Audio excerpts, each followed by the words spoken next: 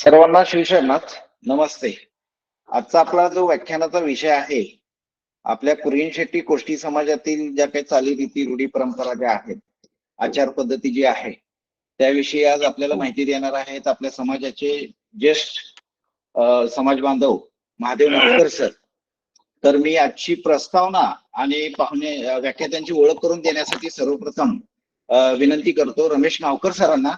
त्यांनी आजच्या व्याख्यात्यांची ओळख करून द्यावी आणि त्याचबरोबर आजच्या या व्याख्यानाची एक अधिकृत प्रस्तावना त्यांनी करावी. रमेश नावकर सर. नमस्कार आपल्या सर्व समाज बांधवांना आणि भगिनींना शिवशरणात. आजचे वक्ते महादेव विठ्ठलराव नावकर यांची मी ओळख करून देतो थोडक्यामध्ये. महादेव विठ्ठल नावकर हे नावकर परिवारातील सगळ्यात ज्येष्ठ बंधू आहेत. त्यांचं शिक्षण BSc DBM DCA ND झालेलं आहे. ते रेकी मास्टर आहेत. ऋषी प्रभाकर प्रणित सिद्धयोगाचे साधक आहेत. 40 वर्षाचा अनुभव त्यांना गाठीशी आहे. यांच्या व्यावसायिक आणि व्यवस्थापनाच्या अनुभवाचा आपल्या समाजाला खूप फायदा होऊ शकतो. यांनी जे कार्य केलेले आहे त्यांच्या करिअरमध्ये ते उत्पादन व्यवस्थापनामध्ये आहे, ISO 9000 क्वालिटी मध्ये आहे, HRD मध्ये आहे, इन्शुरन्स मध्ये आहे, ट्रेनिंग रिक्रुटमेंट प्लेसमेंट मध्ये सुद्धा आहे आणि इंडस्ट्रियल सेफ्टीवर इंजिनिअरिंग कॉलेजमध्ये ते व्याख्यान देत असतात. त्यांनी स्वतःची कम्प्युटर ट्रेनिंग इन्स्टिट्यूट सुद्धा चालवलेली आहे आणि ज्या कंपनीत त्यांनी काम केले त्या कंपनीची नावं अशी आहेत: किर्लोस्कर ग्रुपमध्ये Shivaji works limited, Lakshmi foundry Solapur, दैनिक तरुण भारत, स्नेहालय सामाजिक संस्था सोलापूर, स्मृती ऑर्गॅनिक सोलापूर. त्यांच्या करिअरमध्ये त्यांची सुपरवायझर पासून जनरल मॅनेजर पर्यंत पोझिशन अचीव्ह केलेली आहे. सध्या त्या निवृत्त आहेत पण व्यवस्थापन सल्लागार म्हणून कार्यरत आहेत. ते अचिव्हर ट्रेनिंग अँड कन्सल्टन्सी संस्थेमध्ये मास्टर ट्रेनर म्हणून काम करतात.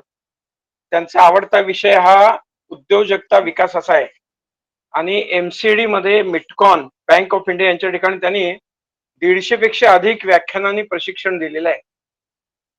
या त्यांचा अनुभव सुद्धा आपल्या समाजाला उपयोग होऊ शकतो. आता त्यांचा मी सामाजिक परिचय करून देतो. ते लहानपणापासून संघाचे स्वयंसेवक आहेत. त्यांनी विद्यार्थी परिषदेचं काम केलेलं आहे. सध्या ते संघाच्या भारत विकास परिषदेचे अध्यक्ष आहेत. आता आपल्याशी संबंधित कार्य यांचं असं आहे की सोलापुरातील कुरियन शेट्टी कोष्टी समाजाची संस्था जी आहे त्यांच्या स्थापनेमध्ये यांचा सहभाग होता आणि आरंभी संचालक म्हणून त्यांनी काम बघितलेलं आहे.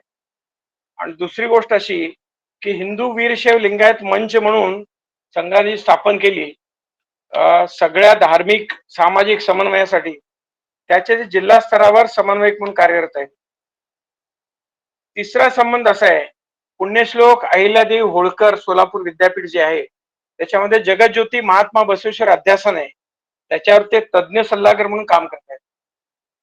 हा असा त्यांचा परिचय आहे.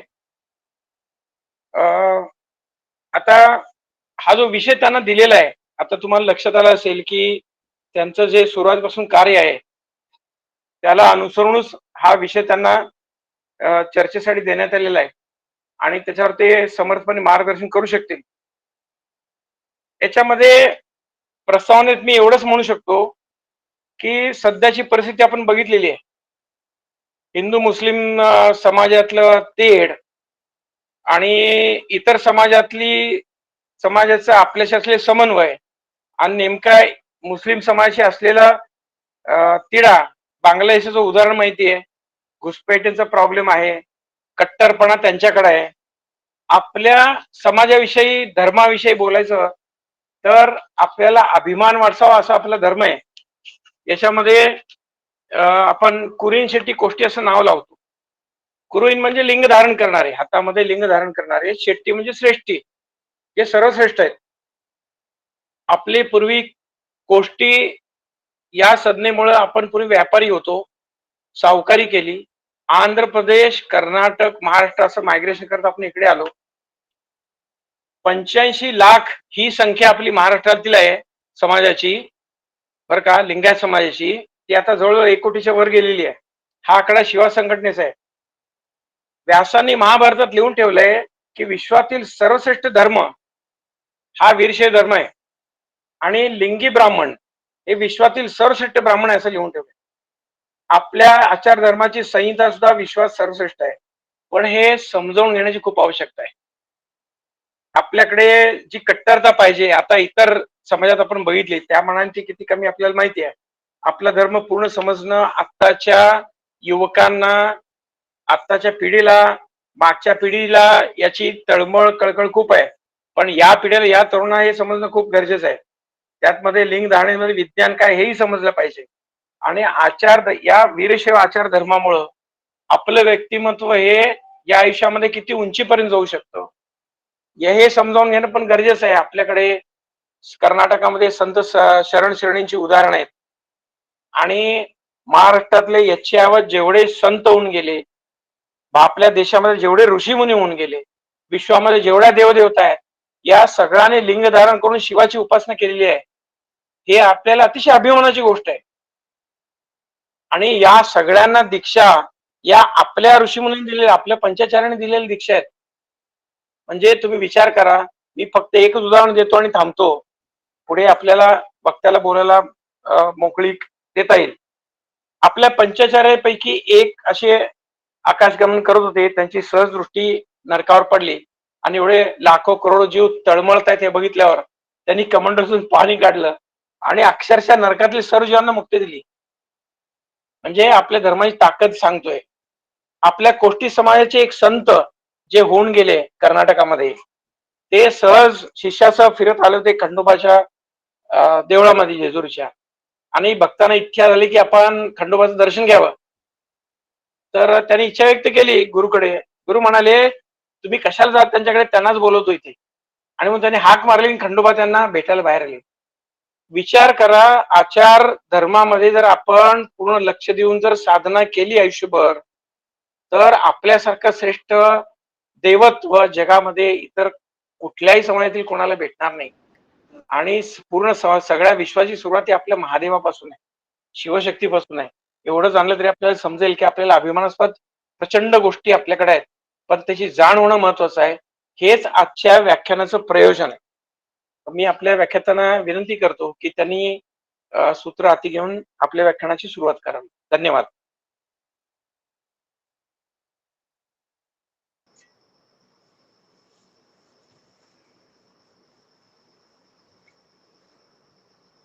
उपस्थित ऑनलाईन व्याख्यानासाठी सर्व समाज बांधवांना आणि भगिनींना माझा सप्रेम शिवशरणार्थ. सर्वप्रथम या व्याख्यानासाठी मला निमंत्रित केलं आणि अनुमती दिली याबद्दल आपल्या शिवशरणार्थ प्रतिष्ठानचे अध्यक्ष श्री मल्लिकार्जुन बोरीगिड्डे यांचे मी आभार मानतो. इथं उपस्थित सर्वांचे आभार मानतो. शिवशरणार्थ प्रतिष्ठानच्या सर्व पदाधिकाऱ्यांचे आभार मानतो. नंतर या कार्यक्रमासाठी संयोजक म्हणून कुणीतरी एक मिडलमन लागतं, तर सौ सुनीता नकाते यांनी कम्युनिकेशन करून 2-4 वेळा बोलणं झालं आमचं, काय करायचं, काय बोलायचं वगैरे याच्यावर. तर त्यांचेही मी आभार मानतो.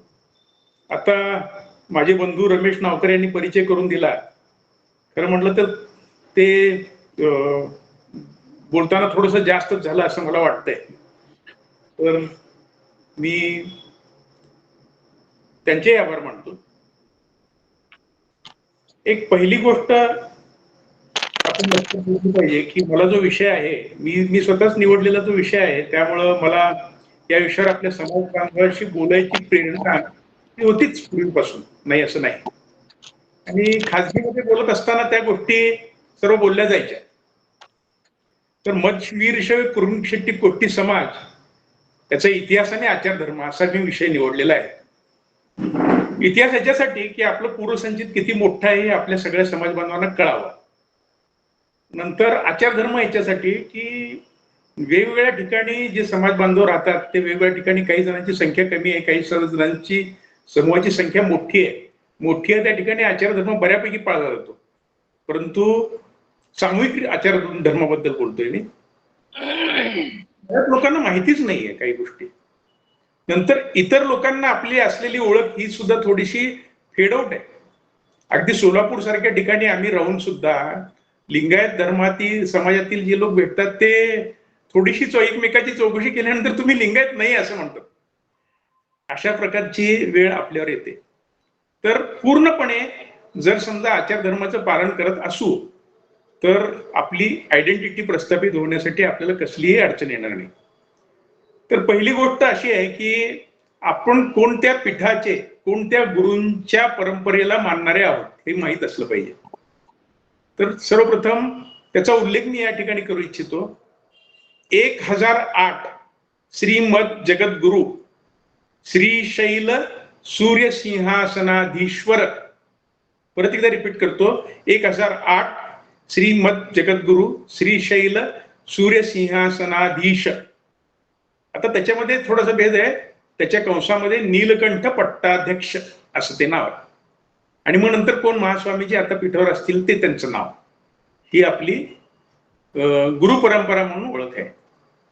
आणि जगद्गुरु पंचाचार्याचा उल्लेख असा आहे, यासाठी आहे की श्रीशैलला जे सूर्य सिंहासन आहे त्या सिंहासनावर जगद्गुरु विराजमान आहेत, प्राचीन काळापासून आहेत, रेणुकाचार्यांपासून आहेत.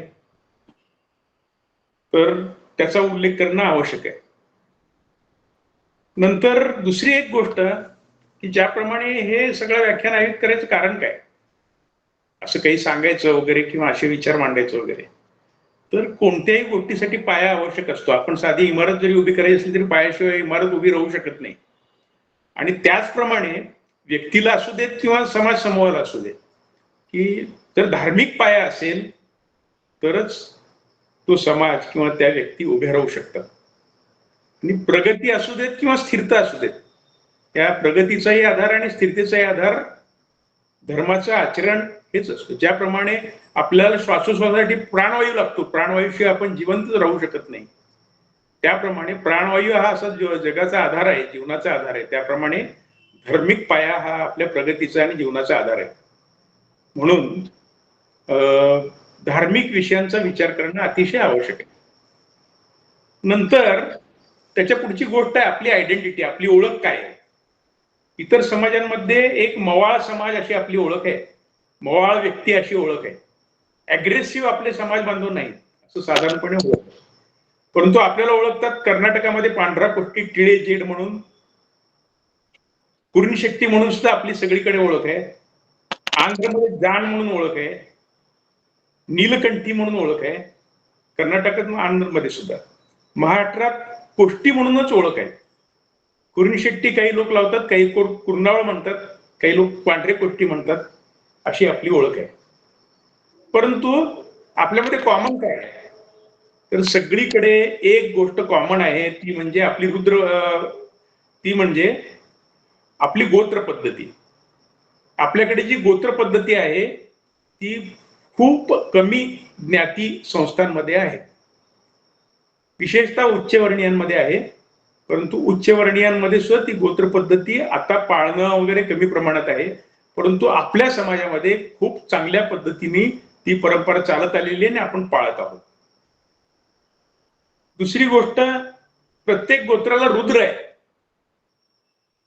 दिलेला, आणि एक आयडेंटिटी आपली, आपलं गोत्र माहीत असलं पाहिजे आणि आपले रुद्र माहीत असले पाहिजे. रुद्र म्हणजे आपले पूर्वज आहेत, म्हणजे ज्यांच्यापासून आपली वंश परंपरा चालू आली त्या रुद्राचं नाव आपल्याला आहे, प्रत्येकाला ते माहीत असलं पाहिजे. नंतर अशी जी गोत्र पद्धती आहे ती वीरशैवांमध्ये आहे, काही ठिकाणी आहे, आणि इतर कोणत्याही संप्रदायामध्ये ती नाही. सोलापूरमध्ये सुद्धा ती गोत्र पद्धती फक्त 2च ठिकाणी आहे, तशी 3 ठिकाणी आहे. परंतु काही मांसाहार करणारा जो वर्ग आहे तो बाजूला टाकल्यामुळं तोही कुर्णशेट्टीचा आहे, त्यांच्याकडे गोत्र पद्धती आहे.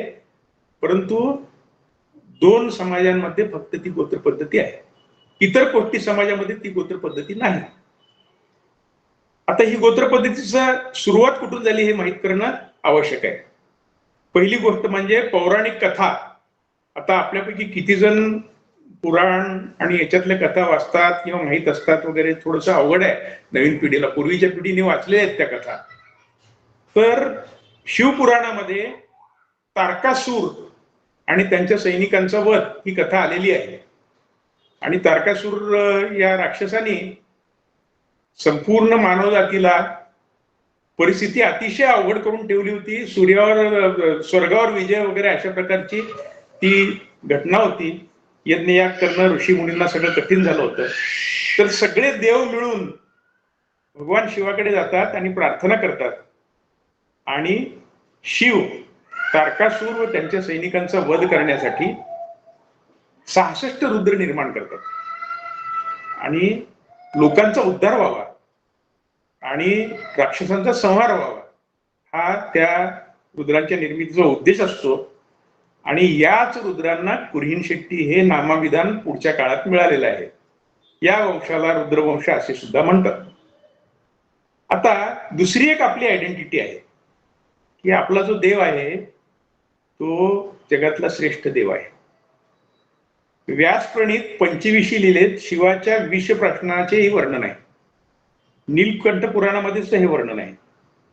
आणि म्हणून आपल्या गोत्रपदीमध्ये रुद्र सांगताना नीलकंठ रुद्र, अनादि रुद्र, आदि रुद्र, अनामय रुद्र असे रुद्रांचे वर्णन आहेत. ही सगळी नावं जी आहेत ना ती प्रत्येकाला एकेकाला एक एक नाव आहे. हे फक्त माहिती करून घेण्याची गरज आहे. आपण सर्वांनी आपापल्या गोत्राची आपल्या रुद्राची माहिती करून घ्यावी. पुढच्या पिढीला सांगून ठेवावे. आपल्या मुलाला सांगून ठेवावं, मुलीला सांगून ठेवावं की आपलं हे रुद्र आहे, आपलं हे गोत्र आहे, आपले हे ऋषी आहेत. पुढे सरकतो मी. आपण श्रावण महिन्यामध्ये सगळ्या ठिकाणी शिवालयांमध्ये रुद्रपाठ वगैरे झालेले बघतो. आपले काही समाज बांधव आपल्या घरी सुद्धा रुद्रपाठाचं आयोजन करत असतील, रुद्राभिषेकाचं आयोजन करत असतील शिवलिंगावर. त्या रुद्रपाठामध्ये रुद्रमन्यव उतोत इष्टवे नमः सोमाय च रुद्राय च नमो रुद्रेभ्यो असे वर्णन आहे. आणि त्याच्यामुळं हे वर्णन अतिशय प्राचीन आहे.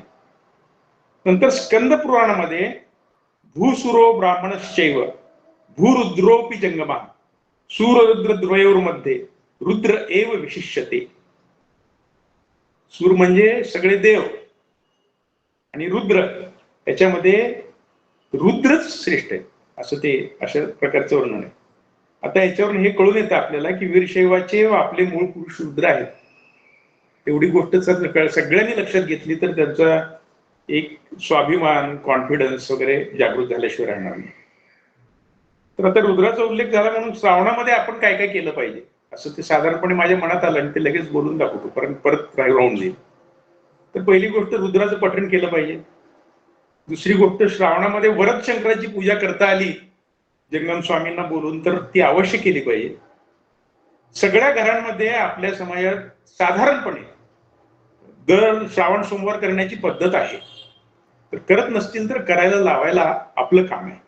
आपल्या मुलांना वगैरे सगळ्यांना कमीत कमी श्रावण महिन्यातला एखादा सोमवार तरी करायला लावणं आवश्यक आहे. नंतर या महिन्यामध्ये 16 सोमवारचं व्रत आपण घेऊ शकता. विशेषतः महिला वर्गांना माझी विनंती आहे की व्रत वैकल्यांमध्ये महिला जास्त प्रमाणात सहभागी असतात. त्यांनी जर ही परंपरा चालू ठेवली तर ती चालू राहू शकते. त्याच्यानंतर महाशिवरात्र हा एक उत्सवाचा दिवस आहे आपल्यासाठी.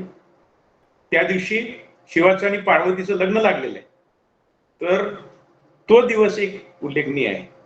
आणि कॉमन समाज म्हणून आपण काय करू शकतो तर कॉमन रुद्राभिषेकाचा कार्यक्रम आणि वरदशंकर पूजेचाही कार्यक्रम आपण ठेवू शकू आणि महाशिवरात्रीचाही कार्यक्रम आपण नियमितपणे दरवर्षी करू शकू. आणखी थोडंसं पुढे जाऊयात. आपले समाज बांधव निरनिराळ्या ठिकाणी राहतात परंतु त्या ठिकाणी आपले जे मूळ आचार धर्म आहे ते सोडून दुसऱ्या धर्माचं किंवा दुसऱ्या धर्माचं म्हणण्यापेक्षा संप्रदायाचं म्हणावं लागेल. हिंदू धर्मातल्याच संप्रदायाचं ते आचरण करतात नाही असं नाही. काही परंपरा वगैरे ज्या ठिकाणी राहतात त्या शेजाऱ्या पाजाऱ्यांकडून त्या घेतलेल्या आहेत किंवा माझे आई वडील ते करत होते म्हणून मी करतो किंवा पंढरपूरला माझे आजोबा माझे पणजोबा नगर जिल्ह्यातून पायी वारीला जात होते आणि ते आयुष्यभर कधीही त्यांची पायी वारी चुकली नाही. अशाच तो प्रथा आहे. एक गैरसमज असा होईल आपल्या मनामध्ये की हे आचार संपूर्ण भिन्न आहेत परंतु सर्वांमध्ये एकत्व आहे हे आपण पहिल्यांदा लक्षात घेतलं पाहिजे. हरी आणि हर एकच आहेत आणि ह्याच्याबद्दल प्रमाण म्हणून सांगायचं म्हटलं तर मी एक प्रमाण आता देतो. तुकाराम महाराजांचा एक अभंग आहे. तो अभंग असा आहे: आदिनाथ गुरु सकळ सिद्धांचा, मच्छिंद्र तयाचा मुख्य शिष्य. मच्छिंद्राने उपदेश गोरक्षासी केला, गोरक्ष ओळला गहिनी प्रती. गहिनी प्रसादे निवृत्ती दातार, ज्ञानदेवा सार चोजविले.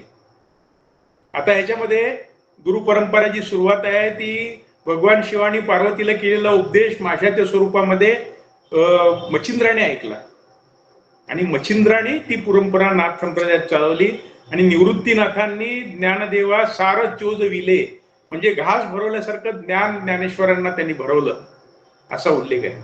आणि ज्ञानेश्वरांना जे भरवलेलं ज्ञान होतं ते ज्ञान काय होतं? ते भगवद्गीता किंवा वैष्णव संप्रदाय किंवा भागवत संप्रदायातलं आहे असं आपल्याला कदाचित भास होईल, परंतु ज्ञानेश्वरांनी जे आध्यात्मिक ज्ञान आपल्याला दिलेलं आहे त्याच्यामध्ये शिव आणि शक्ती यांचा समन्वय अशा प्रकारचं ते आध्यात्मिक ज्ञान आहे. आणि त्याच्याशिवाय भगवद्गीतेवर केलेली टीका ही सुद्धा समन्वयाची आहे. माझं आपल्या सोलापुरातील पंढरपुरातील जे वाना उत्पात ज्यांचं निधन झालं करोना पिरियडमध्ये, त्याचं शेवटचं व्याख्यान आयोजित करण्याची संधी मला लाभली होती सोलापूरमध्ये. तर त्यांच्याशी बोलणं झालेलं आहे की शिव आणि वैष्णव हे एकच आहेत, हरी आणि हर एकच आहेत. पंढरपुरामध्ये जी विठोबाची मूर्ती आहे त्या मूर्तीच्या डोक्यावर पंढरपूरच्या विठोबाने शिवलिंग धारण केलेलं आहे, हे त्यांनी मान्य केलेलं आहे.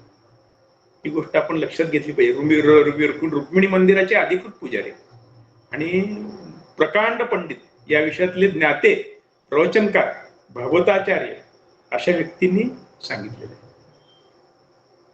नंतर ही गोष्ट लक्षात ठेवली पाहिजे की परमेश्वराचं स्वरूप एकच आहे. ही गोष्ट आपण लक्षात ठेवून पुढे गेलं पाहिजे. नंतर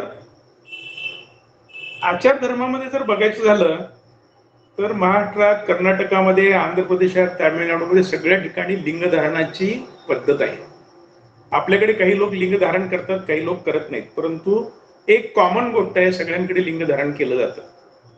तर आपल्याकडे सुद्धा लिंगधारण विधी हा नियमितपणे केला गेला पाहिजे. आपल्या ज्यांच्याकडे लिंगधारण नाही आहेत त्यांच्याकडे लिंगधारण विधी तरी कमीत कमी लिंगधारण विधी झालेला आहे. गळ्यात लिंगधारण कायमस्वरूपी करत असतील नसतील, काय जी काही गोष्ट असू शकेल ती असेल, परंतु हा एक संस्कार आहे. हा संस्कार प्रत्येकावर, आपल्या फॅमिली मेंबरवर झालाच पाहिजे. या अर्थाने मी परवाच दिवशी आपल्या सोलापुरातील एका शिवाचार्यांच्या मठात गेलो होतो, किरीटेश्वर महाराज मठ. तर त्यांच्याशी चर्चा करताना हा प्रश्न मी विचारला त्यांना की बरेच लोक लिंगधारण करत नाहीत, तर त्यांच्यासाठी काय? तर त्या चर्चेचं सार असं आहे की जगामध्ये कुठेही परमेश्वराला आत्मस्वरूपामध्ये, आत्मलिंगाच्या स्वरूपामध्ये, इष्टलिंगाच्या स्वरूपामध्ये धारण करण्याची पद्धत नाही. आपल्या समाजात ती सुदैवाने आहे, वीरशैवांमध्ये ती आहे. आणि ते जवळ असलं तर आपल्या जाणीवा प्रगल्भ होतात. भगवान, आपलं परमेश्वर आपल्या सोबत आहे, सतत सोबत आहे आणि त्याच्याशी आपल्याला एकरूप व्हायचं आहे. हा उद्देशच मुळात लिंग आणि अंग यांचं सामरस्य हा उद्देश आहे त्याचा. आणि त्या दीक्षेचा उद्देश ते आहे. पुढच्या माझ्या विस्तारामध्ये षट्सल सिद्धांताबद्दल बोलताना तो विषय येईल, परंतु हे एक पहिलं कारण त्यांनी सांगितलं. दुसरं कारण त्यांनी सांगितलं की आचरण शुद्ध असेल तर लिंग धारण करण्याची आवश्यकता नाही असं वाटू शकतं, परंतु माणसाचा पाय घसरतो, माणसाचं आचरण अशुद्ध होऊ शकतं. सर्वसाधारणपणे लिंगायत समाजामध्ये लिंग धारण जे करतात, जे भस्मधारण कमीत कमी सकाळी तरी पूजेच्या वेळेला करतात, ते लोक साधारणपणे कधीही चुकीच्या गोष्टी, त्यांचं आचरण याच्या बाबतीत होऊ शकत नाही असं ते आहे. आणि जर समजा आचरण शुद्ध नसेल तर लिंग धारण करून तरी काय उपयोग, असा तो प्रश्न आहे. परंतु या द्विधेतून सुटण्याचा एकच मार्ग आहे. माझी पुढे मी एक महात्मा सिद्धेश्वरांची एक कथा सांगणार आहे. त्याच्या कथेमधून तुम्हाला दोन गोष्टी कळू शकतील लिंगधारणेच्या संदर्भातली गोष्ट. तर लिंगधारण करतात, पहिली गोष्ट. दुसरी गोष्ट अष्टावरणाचं आचरण करतात. तिसरी गोष्ट पंचाचाराचं आचरण करतात. चौथी गोष्ट, जे आपल्यामध्ये संत बरेच होऊन गेलेले आहेत त्यांना शिवशरण असं म्हणतात आणि त्यांना उद्देशूनच आपण त्यांची ओळख म्हणून, आठवण म्हणूनच आपण सगळेजण शरणी आहोत, म्हणून शरण शरणार्थी असा शब्दप्रयोग तो आहे. आणि आपण शरणार्थ शरणार्थ शरणार्थ असं आपण एकमेकांना भेटल्याबरोबर म्हणतो. त्याचा अर्थ असा आहे की तुमच्यामध्ये शिव आहे, माझ्या शिवामध्ये शिव आहे, एकमेकांना नमस्कार असा तो हे आहे.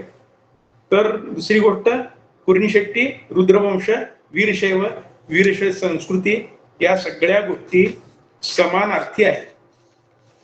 दुसरी एक कॉमन पद्धती आपल्यामध्ये चालत आलेली आहे. आपल्यापैकी पूर्वी काही लोकांनी बघितलेली, मी काही ठिकाणी पाहिलेली आहे, सोलापूरच्या काही ठिकाणी अजूनही ती आचरणात आणली जाते.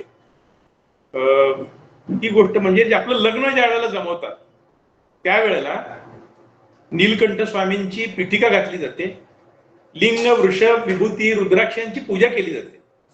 काही ठिकाणी गणपतीची पूजा केली जाते, गणेशाची. गणेश सुद्धा शिव परंपरेतलेच आहेत. तर त्या ठिकाणी गोत्रविडा देण्याची पद्धत आहे. तर ती पद्धत आता थोडीशी गौण होत चाललेली आहे, पण ती पद्धत योग्य आहे आणि आवश्यक सुद्धा आहे. कारण 16 संस्कारात त्यापैकी विवाह संस्कार एक आहे. त्या विवाह संस्काराला रुद्रांची उपस्थिती आवश्यक आहे. रुद्रांची उपस्थिती म्हणजे रुद्रवंशीयांची उपस्थिती प्राथमिक आहे, तर हे बेसिक आहे. दुसरी गोष्ट, कुर्णी शेट्टी म्हणजे काय? तर कुर्णी शेट्टी म्हणजे कुरुहू म्हणजे लिंग, शेट्टी हा श्रेष्ठी या शब्दाचा अपभ्रंश झालेला आहे आणि त्याचा अर्थ पूजक असा आहे. लिंग पूजक असा कुर्णी शेट्टीचा अर्थ आहे. म्हणजे कुर्णी शेट्टी आणि लिंगायत हे दोन्ही समानार्थी शब्द आहेत, हे कायमस्वरूपी आपण लक्षात ठेवलं पाहिजे. त्याच्यानंतर आणखी पुढची एक गोष्ट, एक मुद्दा सांगावासा वाटतो की भगवद्गीतेमध्ये स्वधर्मे निधनम श्रेय, स्वधर्मे निधनम श्रेय, परधर्म भवावह असं म्हटलेलं आहे. तर जगामध्ये अनेक धर्म आहेत, प्रत्येक जण आपापला धर्म श्रेष्ठ म्हणतो, परंतु आपला स्वतःचा धर्म जो आहे तो श्रेष्ठ आहे, सगळ्या अर्थाने श्रेष्ठ आहे. आता धर्म हा धारणा करतो तो धर्म, म्हणजे जो स्थिर करतो, प्रगती पथावर नेतो किंवा आपल्याला सुख समाधान देतो तो धर्म, साधारणपणे असं म्हणता येईल. कर्तव्यवाचक सुद्धा आहे. आता वडिलांचा एक धर्म असतो, त्याला पितृधर्म म्हणतात. मुलाचा धर्म असतो, त्याला मुलाचा धर्म म्हणतात. सेवकाचा धर्म असतो, राजाचा धर्म असतो, राजधर्म असतो. तर असं कर्तव्यवाचक या अर्थाने स्वधर्म आहे. आणि आपल्याला जे काही कर्तव्य प्राप्त झाले त्याचं आचरण करणे म्हणजे धार्मिक असणे अशा अर्थाने आहे. दुसऱ्या अर्थाने असं आहे की ज्या धर्मामध्ये आपण जन्माला आलो तो धर्माचा त्याग कधीही करू नये असा त्याचा अर्थ आहे.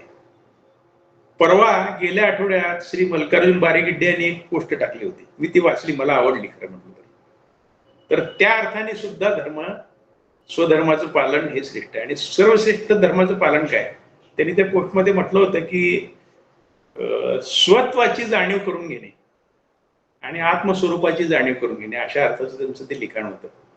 आपल्यापैकी किती जणांनी वाटलं, किती जणांना भावलं, किती जणांनी त्याच्यावर थोडाफार विचार केला, सगळ्यांनी आपापल्या स्वतः आत्मचत करावं.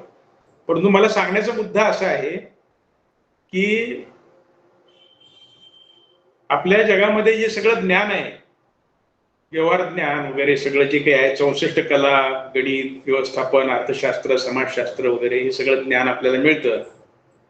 तर सर्व संतांनी या सगळ्या ज्ञानाला लुटुपुटीचं ज्ञान मानून आत्मज्ञानाला गौरवलेलं आहे आणि आत्मज्ञानाला श्रेष्ठ म्हटलेलं आहे. तर एक वचन आहे, धर्मा माझी परमधर्म, स्वरूपी राहणे हाच स्वधर्म, या अर्थाने आहे. थोडासा विस्तार झाला आणि मी खूप एका टोकाला आपल्याला घेऊन गेलो, परंतु व्यावहारिक अर्थाने असू देत, धार्मिक अर्थाने असू देत, सांप्रदायिक अर्थाने असू देत, स्वधर्म स्वतःचा स्वार्थ या अर्थाने सुद्धा असू देत, आपला कर्तव्य धर्म या अर्थाने असू देत, आपला धर्म हा श्रेष्ठ आहे एवढं मात्र मनात बिंबवलं पाहिजे. नंतर एक गोष्ट, अंधानुकरण आणि अंधविश्वास याच्याबद्दल थोडस बोलायला पाहिजे खरं म्हटलं तर. पण या उत्तरातच त्याचं उत्तर येऊन गेलेलं आहे की स्वधर्म श्रेष्ठ आहे याच्यामध्ये. तर खऱ्या संस्कृतीच्या आचरणानेच फक्त सुखाची प्राप्ती शक्य आहे. आपण लिंगायत आहोत हे कधीही विसरू नये. कुर्णीशेट्टी आहोत, वीरशैव आहोत, शैव आहोत हे विसरू नये. आपण या भूतलावरील श्रेष्ठ परंपरेचे पाईक आहोत हे विसरू नये. आपला संप्रदाय जो आहे तो समन्वयात्मक संप्रदाय आहे, सगळ्यांना सामावून घेणारा संप्रदाय आहे. आणि या ठिकाणी परत एकदा तुकाराम महाराजांचा एक अभंगाचे 4 शब्द सांगतो मी. भेदाभेद अमंगळ आणि दुसरे 2 शब्द आहेत दंभ धर्म असं वर्णन केलेलं आहे. कसल्याच प्रकारचे भेद नाही. आपलं अभेदात्मक तत्वज्ञान आहे आणि विशिष्ट अभेद आहे. तर त्याच्यामध्ये अनेक साधू संत हे सगळे होऊन गेले आणि त्यांनी हे भेद मिटवायचा प्रयत्न केला. इव्हन आपल्यामध्ये परवा अक्क महादेवी या विषयावर एक बोलायचा प्रसंग आला एका ठिकाणी सोलापुरामध्ये. तर अक्क महादेवी महिलांमधल्या सर्वश्रेष्ठ शरणी होत्या, सर्वश्रेष्ठ संत होत्या. तर संपूर्ण जगामध्ये महिलांमध्ये स्त्री स्वातंत्र्याचा उद्घोष सगळ्यात पहिल्यांदा कोणी केला असेल तर तो अक्क महादेवीने केलेला आहे.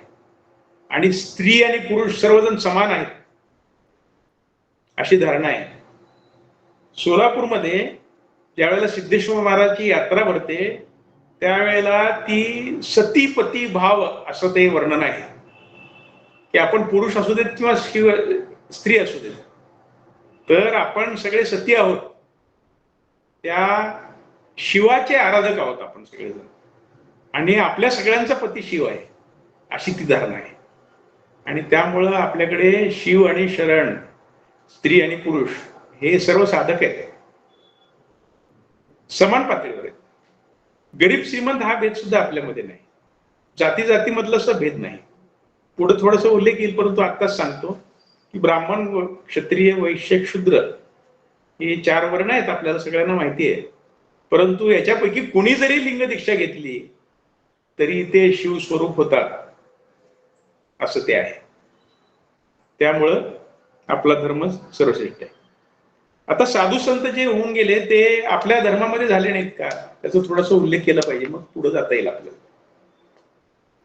तर एक उल्लेख करतो की महाशिवशरण होळीन हंपय्या, परत एकदा नाव उल्लेख करतो, महाशिवशरण होळीन हंपय्या हे 10व्या शतकातले थोर महाशिवशरण होऊन गेले.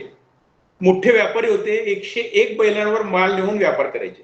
रायचूर मधल्या कोप्पल या तालुक्यात गवीमठ कोप्पल या गावात गवीमठ त्यांनी बांधलाय. त्याचा शिलालेख आहे आणि त्या शिलालेखामध्ये हे उल्लेख आहे. ते कुर्णीशेट्टी होते.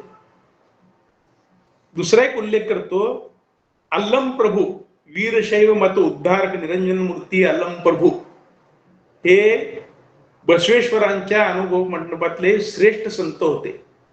ते कुर्णीशेट्टी होते. त्रिकाळ लिंग पूजेमध्ये मग्न असायचे. गुरु लिंग जंगम सेवा धुरीण समतावादी समाज सुधारक असं त्यांचं वर्णन केलं जातं. मी जास्त सांगत नाही, आणखी पुढे जातो. 12व्या शतकामध्ये बसवेश्वर, सिद्धरामेश्वर सोलापुरातले यांचा उल्लेख केल्याशिवाय आपल्याला पुढे जाता येत नाही.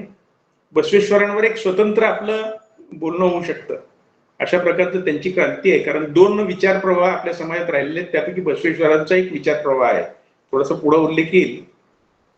नंतर आणखी एक संतांचा उल्लेख केला पाहिजे. अमोघी देव या नावाचे संत आहेत, त्यांची मी कथा सांगणार आहे आता. तर त्यांनी विणकामाच्या जोरावर परमेश्वराचा साक्षात्कार करून घेतला होता. परत एकदा रिपीट करतो, विणकामाच्या जोरावर परमेश्वराचा साक्षात्कार असं ते आहे. त्यांची कथा अशी आहे की सोलापूरमध्ये ते राहत होते, विणकामाचा व्यवसाय करत होते. आपल्याला सगळ्यांना माहिती आहे की सिद्धरामेश्वर हे महान संत, वैरागी, साक्षात शिवांचाच अवतार असं सिद्धरामेश्वरांना समजलं जायचं. आणि त्या काळामध्ये ते श्रेष्ठ होते. त्यांचं खूप मोठी भक्त मंडळी होती. ते तलाव जो खोदलेला आहे तो त्यांनीच खोदलेला आहे. आणि महान वीरशैव परंपरेमधले संत असे ते. त्यांचा संबंध अनुभव मंडपाशी होता बसवेश्वरांच्या, समकालीन असं ते होतं. तर हे अमोघी देवय्या हे जे होते दंपती, दोघं पती पत्नी सोलापुरात वास करत होते.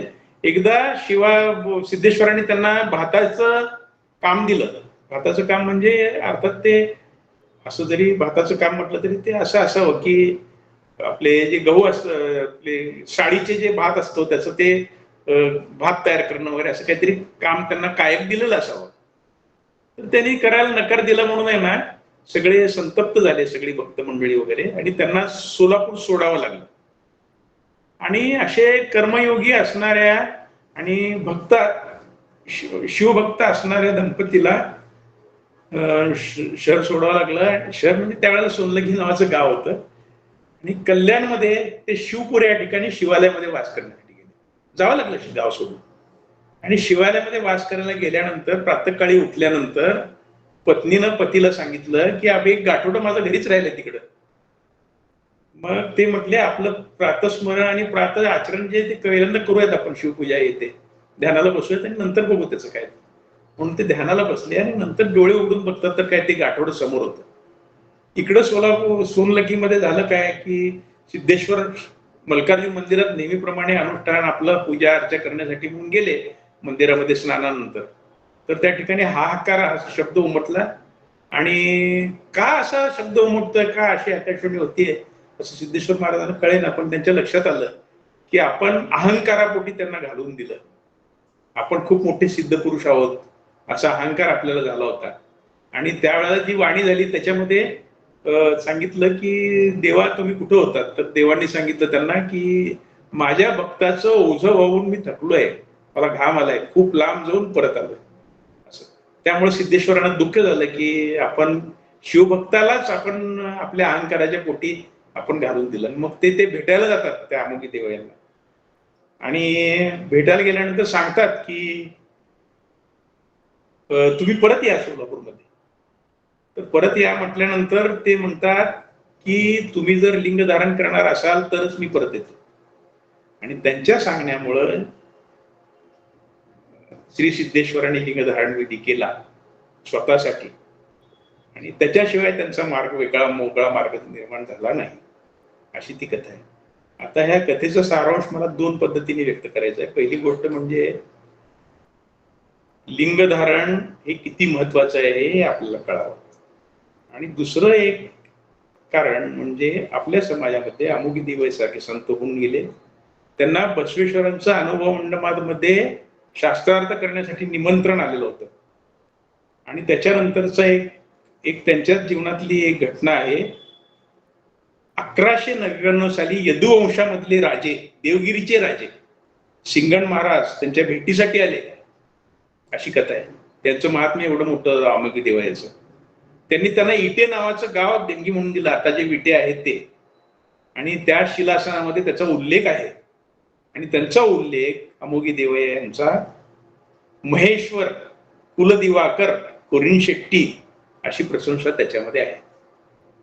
आता आणखी एका गोष्टीचा उल्लेख करतो. यती महालिंगेश्वर नावाचे एक संत 18व्या शतकामध्ये होऊन गेले अवतार घेऊन. राजे महाराजे त्यांचे भक्त होते. महालिंगपूरमध्ये असं यड्डनवार नावाचं घराणं आहे, त्या घराण्यातले ते होते. त्यामुळे आपली संस्कृती ही वीरशैव संस्कृती आहे हे सिद्ध होते. त्यामुळे आपण सगळ्यांनी कुणगट मानली पाहिजे की आपली संस्कृती वीरशैव संस्कृती आहे. आणखी एका गोष्टीचा मला माझ्या व्याख्यानात उल्लेख करायचा आहे, त्याशिवाय मी पुढे नाही जाऊ शकत. तर मी सुरुवातीला उल्लेख केला की आपल्या पीठाबद्दल वगैरे, तर तो उल्लेख असा आहे की जगद्गुरु नीलकंठ महास्वामीजी त्यांचा उल्लेख केलाच पाहिजे. 18व्या शतकामध्ये ते संत होऊन गेले. आणि आपलं मी वर्णन केलं की श्रीशैलला आपलं पीठ आहे, त्या सिंहासनाचं जसं वर्णन केलं, तर प्राचीन काळापासून आपला समाज जो आहे तो नीलकंठा मल्कार्जुनालाच आपलं दैवत मानतो, कुलदैवत मानतो. तर श्रीशैल हे धार्मिक केंद्र होतं त्या काळी. आणि 18व्या शतकामध्ये झालं काय की जातीवाद फोफवला, नंतर स्वार्थाचं तांडव सुरू झालं, जंगमांमध्ये भांडणं लागली, सगळं जगद्गुरूमध्ये भांडणं लागली, शिष्यांमध्ये भांडणं लागली. त्यावेळी श्रीशैलमध्ये कुरुंशेट्टी समाजाचे जगद्गुरू नीलकंठ महास्वामीजी होते, आणि ते मुदिरा स्वामी म्हणून सुद्धा ओळखले जात होते. 1917 आणि 1793 1900 तोंडातून आलं पाहिजे, 1793-94 मध्ये दिलारखानाचं एक आक्रमण त्या ठिकाणी झालं आणि त्यामुळं श्रीशैल सोडून त्यांना सगळीकडे प्रवास करत करत करत करत धर्मप्रचार वगैरे करावा लागला आणि शेवटी हुबळी या ठिकाणी येऊन ते स्थायिक झाले 1824 मध्ये आणि या ठिकाणीच आपलं पीठ स्थापन करून धार्मिक क्रांतीचं केंद्रस्थान त्यांनी बनवलं. त्यांचं तत्वज्ञान काय होतं ते उल्लेख केला पाहिजे, कारण ते तत्वज्ञान हे वीरशैव तत्वज्ञान सामरस्य आहे, तेच आहे, दुसरं वेगळं काही नाही. गुरुपासून जन्मलेले सर्वच गुरु होऊ शकणार नाहीत. आता जे जन्मापासून जन्मलेले जंगमच गुरु असं जे काही आहे ते थोडस चुकीचं आहे. सर्व शिवभक्त भवीच आहेत, फक्त संस्कारामुळे फरक पडतो आणि लिंगायत ब्राह्मण वगैरे असे संबोधन त्यांना प्राप्त होते. त्यामुळे जे शिवभक्त आहेत ते ब्राह्मण वर्णाला प्राप्त होऊ शकतात असं सरळ सरळ अर्थ त्याचा. गुरु आणि जंगम हे शब्द आचारवाचक व योग्यतावाचक शब्द आहेत. गुरु आणि जंगम, परत रिपीट करतो, गुरु आणि जंगम हे शब्द जे आहेत ते आचारवाचक व योग्यतावाचक आहेत. संस्कार, त्याच्यानंतर सदाचार, ब्रह्मचर्य आणि महेश्वर दीक्षा. आता महेश्वर ही एक दुसरी पातळी आहे. आपलं जे षडदर्शन जे आहे, 6 ज्या पायऱ्या आहेत ज्याचा उल्लेख आपल्या सिद्धांत शिखामणी या ग्रंथामध्ये आहे, त्या पायऱ्या चालवून गेल्यानंतर शेवटची आपली जी जीव आणि शिवाचं सामरस्य आहे ही शेवटची पायरी, त्याच्यामध्ये दुसरी पायरी आहे. तर ही महेश्वर नावाची पायरी आहे.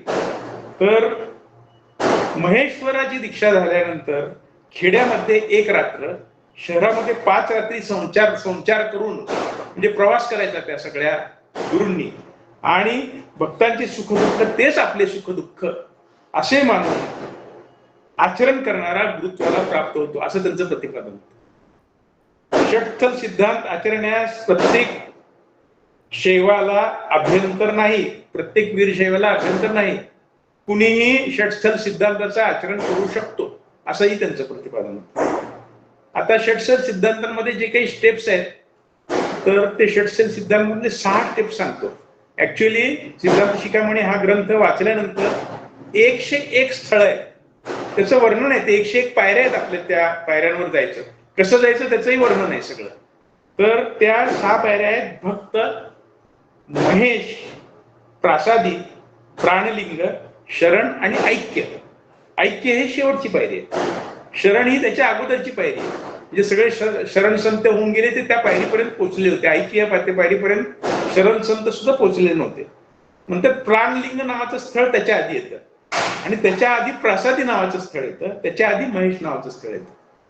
तर आपण सगळेजण प्रासादी आहोत. प्रासादी या अर्थाने की आपल्या व्यवहारातला अर्थ मी सांगतो की परमेश्वराचा प्रसाद समजून आपण अन्न ग्रहण करतो. जे अन्न ग्रहण करतो तो परमेश्वराचा प्रसाद असतो. तर प्रासादी याच्यामध्ये सुद्धा अनेक स्थळ आहेत, त्याचं वर्णन सिद्धांत शिखामणीमध्ये. आता हे माझं व्याख्यान संपल्याबरोबर माझ्याकडे एक सिद्धांत शिखामणी ग्रंथ मूळ संस्कृत मध्ये आहे, त्याची अनेक भाषांतरांमध्ये भाषांतर झालेली आहेत. आता नुकतंच रशियन भाषेमध्ये सुद्धा जंगमवाडी मठ काशीच्या त्यांनी भाषांतर केलेलं आहे. तर मराठी भाषेमधलं भाषांतर प्राध्यापक शे दे प्रसारकर यांनी केलेलं आहे. ते ओवीबद्ध आहे. ज्ञानेश्वरी जशी दुर्लभ वाटते किंवा तुकारामाची गाथा जशी दुर्लभ वाटते मराठी वाचत असताना, तसं ते दुर्लभ नाहीये, अतिशय सोपी मराठी आहे. त्याचं पारायण करतात नियमितपणे बऱ्याच ठिकाणी. जंगमवाडी मठामध्ये सुद्धा होतं, सोलापुरात सुद्धा होतं. तर ती पारायण प्रत जी आहे ती प्रत PDF स्वरूपात माझ्याकडे उपलब्ध आहे. आपलं व्याख्यान संपल्यानंतर मी ताबडतोब आपल्या ग्रुपवरती टाकेन. आपल्या सगळ्यांनी त्याचं अवलोकन करावं, एकदा तरी वाचन पूर्ण करावं श्रावण महिन्यात, असं मी आपल्याला आवाहन करतो. तर हे असे सिद्धांत मांडून सगळीकडे प्रवास करून या सिद्धांताची समतावादाची तुतारी, धार्मिक क्रांतीची तुतारी वाजवून अनेक प्रदेशामध्ये, आपल्या महाराष्ट्रामध्ये सुद्धा त्यांचा संचार झालेला आहे. गदग या ठिकाणी, बेडगिरी या ठिकाणी 1850 साली 100 वर्षाचे होऊन ते लिंगैक्य झाले, असा त्यांचा इतिहास आहे. नंतर त्यांची परंपरा अजूनही चालू आहे. वीरभक्षावृत्ती मठाची वंशावळी ही उपलब्ध होऊ शकते आपल्याला सुद्धा. फक्त एवढंच की या इतिहासामध्ये मी सांगितल्याप्रमाणे भेदाभेद कुठलाही नाही. म्हणजे जंगम परंपराच असली पाहिजे असा सुद्धा भेद त्या ठिकाणी नाही. त्या ठिकाणी आंध्र प्रदेश मधल्या जगद्गुरूंपासून सुरुवात झालेली आहे. कर्नाटक मधले सुद्धा गुरु त्या ठिकाणी होते, महाराष्ट्रातले सुद्धा होते. तर 5वे जे जगद्गुरू होते ते नृजुंड महास्वामी हे शिरोळ तालुका कोल्हापूर या ठिकाणचे होते असा उल्लेख करतो. आणि मग आपण आता आणखी पुढे जाऊ. आता हा सगळा इतिहास वाचल्यानंतर आता काय, पुढं काय, तर मगाशी मी उल्लेख केल्याप्रमाणे सिद्धार्थ शिखामणी या ग्रंथाची ओळख करून घेणे ही एक पहिली पायरी मी आपल्याला सुचवेल सगळ्यांना. तर ती मी प्रतच आता PDF स्वरूपात देतो, त्यामुळे वाचायला सगळ्यांना मिळेल. त्याच्यामध्ये काय सांगितलेलं आहे हे थोडंसं आपण बघू. पण त्याच्या आधी आपल्या समाजाबद्दलची जी काही एक गोष्ट वाटते किंवा इतर समाज आणि आपला समाज त्याच्यामध्ये तुलना करत असताना वगैरे बऱ्याच गोष्टी जाणवतात, त्या गोष्टींचा काही उल्लेख केला पाहिजे. तर आपल्या समाजाची पहिली शिकवण आहे की सर्वे जना सुखीनो भवन्तु, सर्वजण सुखी होऊ देत, असा मेसेज आहे. हाच नीलकंठ शिवाचार्यांचा सुद्धा मेसेज आहे. त्यांच्या एका व्याख्यानामध्ये त्यांनी तो प्रकट केलेला आहे, तिथूनच मी घेतलेला आहे. नंतर दुसरा एक त्यांनी मेसेज दिलेला आहे आपल्याला की मी समाजाचा आणि समाज माझा, असा मेसेज आहे. नंतर असं ज्या वेळेला आपण करतो, मी परत रिपीट करतो, मी समाजाचा समाज माझा, मी समाजाचा समाज माझा, तर या ठिकाणापासून आपलं धर्मजीवन सुरू होतं. आपण इतर समाजाची तुलना असं मी उल्लेख केला तर मारवाडी जैन समाज वगैरे बघा, ते गरीबा घरच्या सगळ्या मुलांना उभं करतात, त्यांना नोकरी देतात, आपल्या व्यवसायामध्ये त्यांना शिकवतात. नोकरी करता करता तो धंदा करतो म्हटलं तर त्याला धंदा लावून देतात, दुकान काढून देतात, त्याला कर्ज उपलब्ध करून देतात, प्रसंगी त्याला आपली मुलगी देतात, जावई करून देतात. आपल्याकडे सुद्धा तशी प्रथा होती. मी जुन्या लोकांकडून ऐकलेलं आहे की आता लग्नाची प्रथा आहे आपल्याकडे, खूप प्रश्न अवघड झालेला आहे. मुलांना मुली पसंत पडत नाहीत, उच्च शिक्षित झालेले असतात, त्यांना वाटतं आपण शिंग फुटलीत, आपल्याला खूप मोठी पगार, खूप मोठा मिळाला, काही लाखांचं पॅकेज मिळालं म्हणजे खूप मोठे झालो आपण, असं त्यांना वाटतं. आणि मुलींना सुद्धा शिक्षणामुळे एक प्रकारचा इगो येतो आणि त्यांना सुद्धा मुलं लवकर पसंत होत नाहीत. आणि आई वडिलांचे विचार, परंपरेतले विचार बाजूला पडलेले आहेत. त्याच्यामध्ये ते विचार मला आठवतात की आपण श्रीमंत असू खूप, परंतु मुलगी आणताना कुठली आणावी, तर सुशील, चारित्र्य संपन्न, चांगली कुलाचार संपन्न, संस्कारित अशी गरीब घरची मुलगी आणावी, असा उपदेश आहे. मी ऐकलेला आहे जुन्या जाणत्या लोकांकडून. नंतर आपली मुलगी द्यायची, आपण श्रीमंत आहोत तर मुलगी कुणाला द्यावी, की सदाचार संपन्न आणि चांगला आचार विचार असणाऱ्या होतकरू गरीब मुलाला द्यावी, त्याचा उद्धार होतो. ही जी प्रथा आहे ही प्रथा आपण विसरत आहोत, तर याचा विचार समाज बांधवांनी करावा असं सांगतो. नंतर दुसरा एक विचार आहे, आपण कुर्णी शेट्टी आहोत. आपण शेट्टी म्हणजे व्यापारी आहोत, आपण बिझनेसमन आहोत, आपण उद्योजक आहोत. आताचा काळ बेरोजगारीचा काळ आहे, भल्या भल्यांना नोकऱ्या उपलब्ध नाहीत, शासकीय नोकऱ्या घटत आहेत अनेक ठिकाणी. आता MPSC UPSCच्या जागा पूर्वीसारख्या नाहीत, 1000च्या पुढं, त्या कमी झालेल्या आहेत. आणि कमी झालेल्या मूठभर 800-1000 जागांसाठी लक्षावधी अर्ज येतात, लक्षावधी मुलं त्यासाठी संघर्ष करतात. तर पुढचं जे जग आहे ते उद्योजकाचं जग आहे. तर आपल्या समाजामध्ये उद्योजकतेसाठी मी आता या 2-4 महिन्यापासून पाहतोय सगळीकडे, आपल्याकडे बिझनेसमध्ये एक ग्रुप तयार झालेला आहे, तो एकमेकांना मदत करतोय वगैरे. एक उदाहरण सांगतो, ब्राह्मण समाजामध्ये सुद्धा ग्रुप तयार झालेला आहे, सोलापुरात एक आहे ग्रुप, मी त्यांना ऑब्झर्व करतो, माझे काही मित्र आहेत त्याच्यामध्ये. तर ते दर आठवड्याला एकत्रित येतात, आपला ग्रुप फॉर्म करतात, साधारण ते 1.5-1 तास एकत्रित येतात दर रविवारी. त्या रविवारी परगावचं कोणी आलेलं किंवा शहरातलं कोणी ज्येष्ठ उद्योजक वगैरे, अनुभवी माणसं वगैरे, त्यांचं व्याख्यान ठेवतात, ते त्यांच्याशी चर्चा वगैरे घडवून आणतात, समस्या सोडवण्यासाठी त्या मिटिंगचा वापर करतात. नाश्ता, चहा पाणी, न्याहारी करून ते डिस्पर्स होतात. आपल्या ह्याच्या आयोजन करतात, म्हणजे उद्योजकता मेळाव्याचं आयोजन करतात. प्रदर्शनाचं आयोजन करतात, विक्रीच्या स्टॉलचं आयोजन करतात, त्या ठिकाणी महिलांसाठीचं एक वेगळ्या प्रदर्शनाचं आयोजन करतात, स्टॉल लावतात. हो, गरीब होतकरू महिलांना त्या स्टॉलमध्ये संधी दिली जाते आणि त्या ठिकाणी ते व्यवसाय करतात. तर असं आपल्या समाजात होणं शक्य आहे आणि आपला एक ग्रुप काहीतरी आता काम करतोय. मला त्यांचं अभिनंदन केलं पाहिजे खरं म्हटलं तर. मग एक फक्त मेसेज मला असं वाटतं की आपल्या मुलांना मेसेज आहे की आपले आई वडील समजा उद्योग करू इच्छित असतील तर आई वडिलांना प्रोत्साहन द्या, आपल्या मुला मुलींना प्रोत्साहन द्या उद्योग करण्यासाठी. समाज बांधव कोणी उद्योग करू असतील त्यांना प्रोत्साहन द्या. आजकाल सगळं सोपं झालं आहे, फक्त लिंकिंग करण्याची गरज आहे. सगळ्या गोष्टी उपलब्ध आहेत, सगळ्या प्रकारची माणसं उपलब्ध आहेत, सरकारी कर्मचारी उपलब्ध आहेत, सगळ्या ओळखी उपलब्ध आहेत. फक्त आपण संघटित होणं आणि एकमेकांना मदत करणं आवश्यक आहे. एक श्लोक या ठिकाणी उल्लेख करतो, श्लोक सगळ्यांना माहिती आहे. सहनावतु सहनो भुनक्तु सह वीर्यं करवावहि तेजस्विनावधीतमस्तु मा विद्विषावहि. ओम शांती शांती शांती. आम्ही सर्व सहकार्याच्या भावनेने जगूया, परमेश्वराने दिलेल्या भोववस्तू सर्वांनी भोगूया, वीर्य संपादन करूया, शक्ती संपादन करूया, सर्वांना तेजस्वी बनवूया, सर्वांना ओजस्वी बनवूया. आपण सगळेजण एकमेकाचा द्वेष करू नको. तर अशा प्रकारचं काया वाचा मनसा आणि त्रिकरणपूर्वक हे जर पंचशील आचरणात आणलं तर सर्वांना शांती लागेल. एक कन्नड संत आहेत, त्यांचं ते आहे इले निम्मदान बेले निम्मदान असं ते आहे, कन्नडमध्ये आहे. त्यांचं भाषांतरच मी डायरेक्ट वाचून दाखवतो, कारण ते कन्नडमध्ये मी जरी बोललो तरी काही जणांना कळेल, काही जणांना कळणार नाही. ही सर्व भौतिक संपत्ती जी आहे ती परमेश्वराने दिलेले दान आहे, यात आमचं काही नाही. आपलं जे प्राप्त झालेलं ते परमेश्वराने आपल्याला दिलेलं दान आहे, आमचं काही नाही. आणि आम्ही परमेश्वराच्या बाहुली मात्र आहोत. तो चालवेल त्याप्रमाणे चालणे हे एकच आमचे कार्य असे समजून समाजा करता जीवन खर्ची घातले पाहिजे. ते रामनाथ नावाचे कन्नड संत आहेत, ते आपल्या समाजातले होते, हा उल्लेख करतो या ठिकाणी. नंतर आपण पुढे काय केलं पाहिजे आणि वीरशैवाचा आचारधर्म याच्याबद्दल थोडक्यात बोलतो.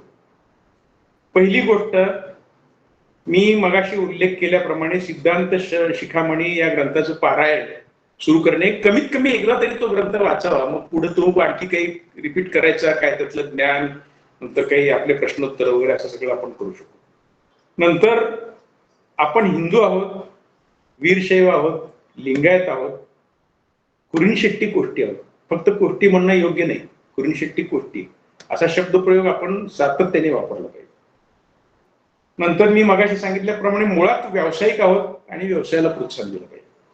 त्याच्यानंतर पुढची गोष्ट आहे पंचाचार आणि अट्टावरण याचं पालन केलं पाहिजे. आता पंचाचार आणि अट्टावरण म्हटल्यानंतर लगेच बऱ्याच लोकांना लक्षात नाही येणार, काही लोकांना माहिती आहे ऑलरेडी.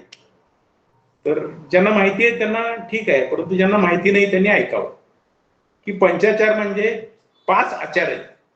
पहिला आचार आहे भरत्याचार, दुसरा आचार आहे लिंगाचार, तिसरा आचार आहे सदाचार, चौथा आचार आहे गणाचार, 5वा आचार आहे शिवाचार. तर हे जे पंचाचार आहे म्हणजे काय, तर भरत्याचार म्हणजे काय, तर आपण शरणार्थ आपल्या प्रतिष्ठानचं नाव ठेवलेलं आहे. तर आपण सगळेजण एकमेकांना शरण आहोत, एकमेकांना नमस्कार करतो आहोत. आत्मीयतेने आपण एकमेकांची चौकशी करणे, एकमेकांना मदत करणे, हे त्याला भ्रष्टाचार म्हणतात. त्याच्यामध्ये दयावादी दृष्टिकोन असला पाहिजे, मानवतावादी दृष्टिकोन असला पाहिजे, करुणा असली पाहिजे. हा भ्रष्टाचाराचा अर्थ आहे. दुसरी गोष्ट लिंगाचार. तर लिंगाचार म्हणजे काय की सर्व देव एक आहेत. सर्व देव नमस्कारम केशवम प्रतिगच्छती, त्याप्रमाणे एकच देव आहे, आपल्यासाठी तर एकच आहे, तो म्हणजे लिंगाचार. आणि एकाच देवाची उपासना म्हणजे लिंगोपासना, तर त्याला लिंगाचार म्हणतात. नंतर सदाचारमध्ये सर्व नैतिक आचरणांचं वर्णन होतं. आता मी परवा आपलं व्याख्यान ऐकलं, मी पूर्णपणे ऐकत होतो त्या दिवशी. तर आपल्या 2 भगिनींनी अतिशय उत्कृष्ट वर्णन केलं. माझा सुद्धा पातंजली योगसूत्रांचा अभ्यास झालेला आहे. एवढं छान उद्दिष्ट त्यांनी मार्गदर्शन त्या दिवशी केलं. परंतु इतर सगळ्यांच्या मनात प्रश्न निर्माण झाले पाहिजेत. यम, नियम, आसन, प्राणायाम, प्रत्याहार, धारणा, ध्यान, समाधी म्हणजे काय, त्याच्यामधले यम नियम जरी समजावून घेतले तरी सदाचार म्हणजे काय हे सहजपणे कळेल. सदाचाराबद्दल जास्त बोलण्याची गरज नाही, खूप संतांनी खूप काही सांगून ठेवलेलं आहे.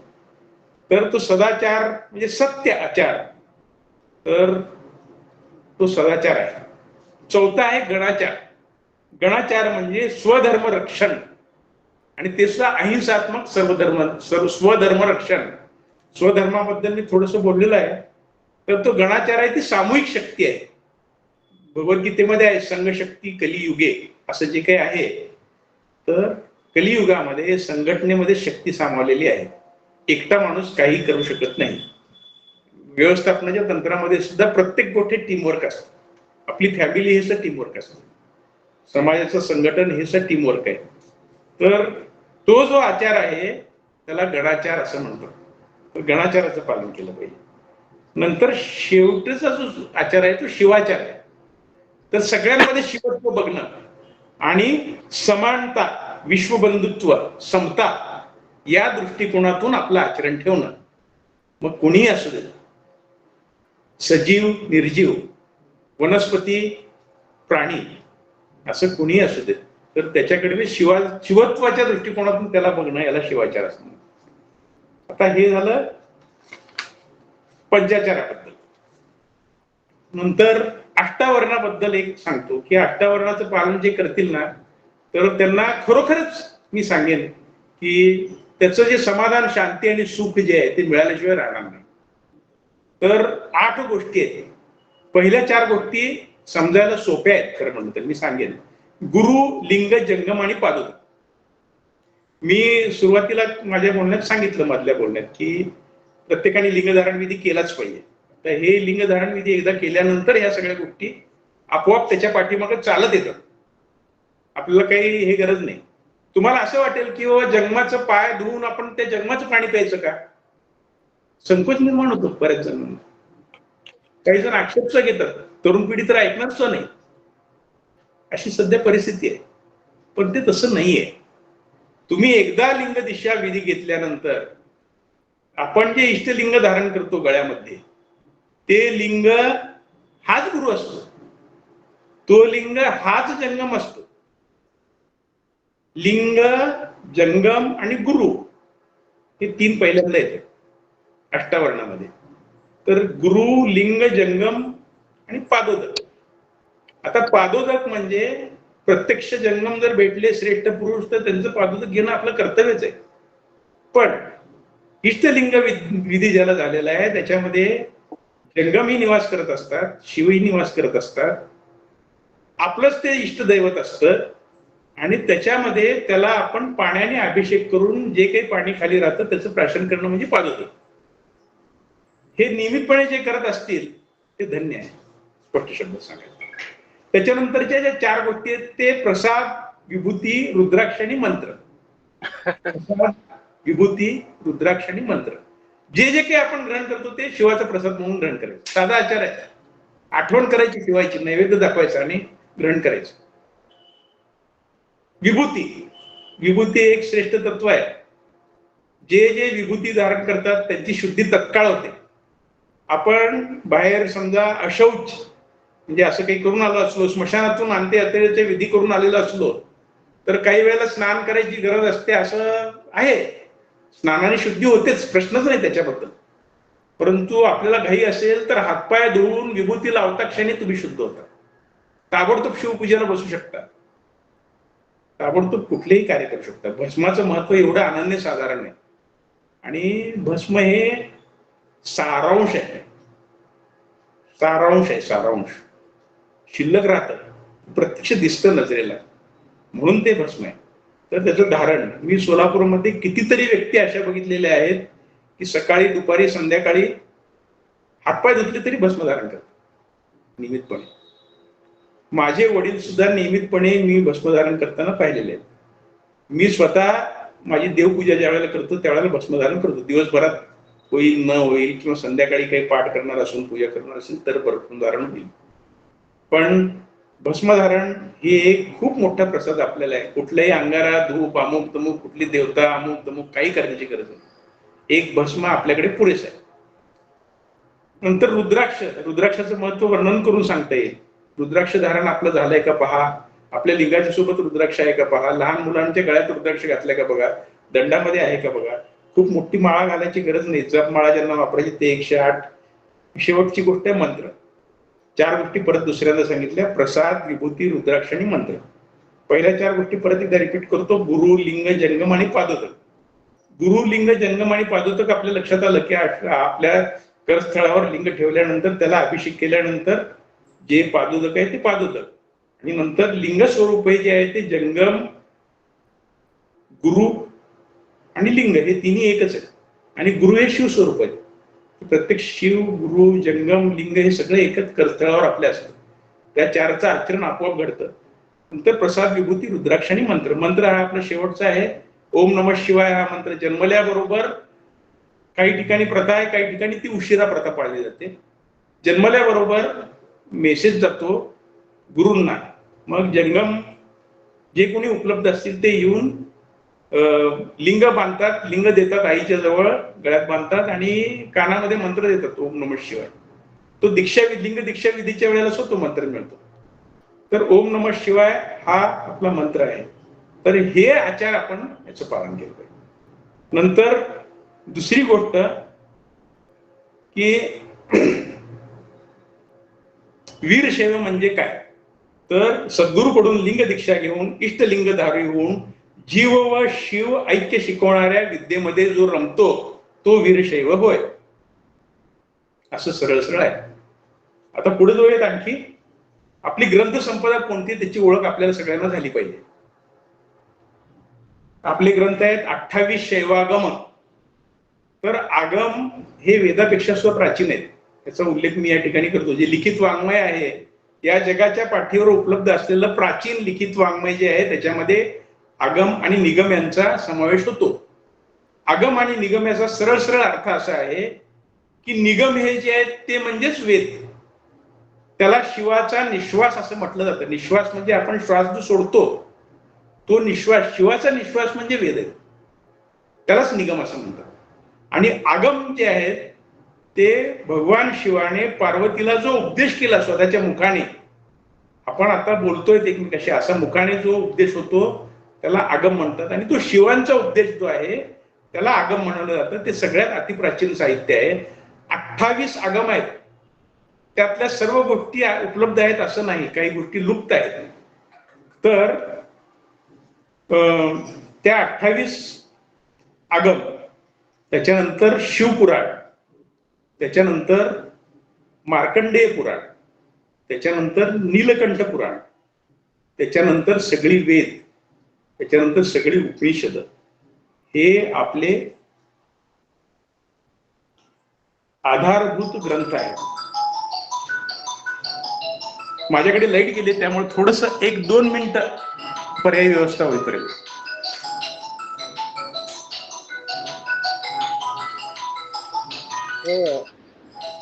व्याख्यान चालू राहू दे. लाईट गेल्यामुळे मी पर्यायी व्यवस्था आहे माझ्याकडे, काय अडचण नाही. हा,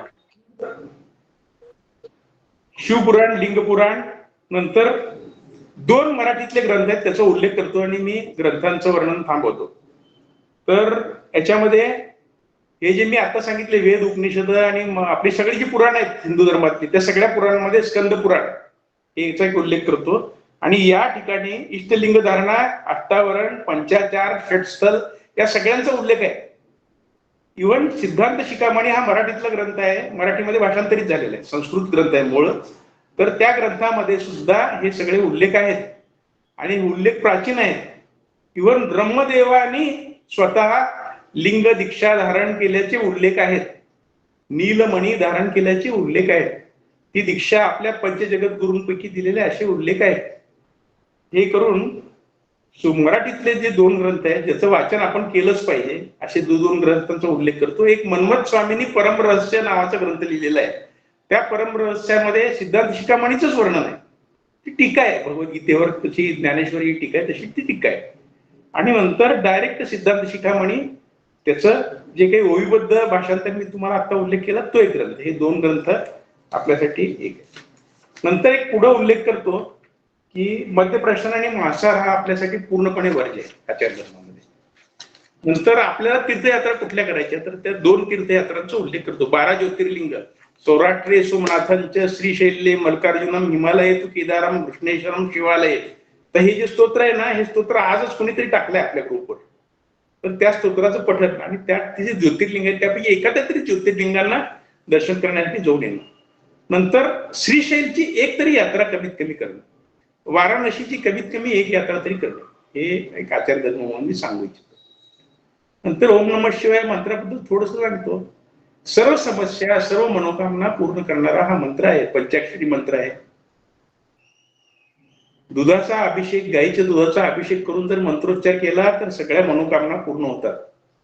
याचे वामदेव ऋषी आहेत आणि देवता स्वतः शिव आहे. तर गळ्यात लिंग धारण करतो तो लिंगायत, अशी ती व्याख्या आहे.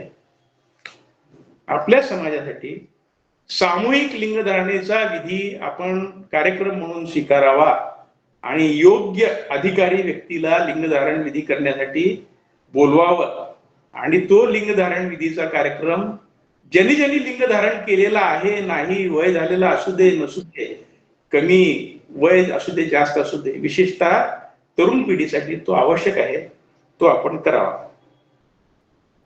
वैयक्तिकी करावा लिंगधारण विधी. वैयक्तिक एखाद्या शिवाचार्याकडे जाऊन तो विधी आपण करून घेऊ शकतो, आधी परवानगी, वेळ, मुहूर्त वगैरे बघून, आणि आपण मुहूर्त बघून सामूहिक लिंगधारण विधी आपण करू शकतो.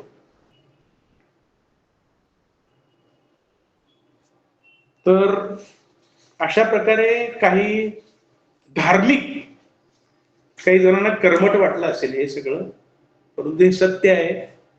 हे सत्य आहे, दुसरं सत्य जगामध्ये काही नाही.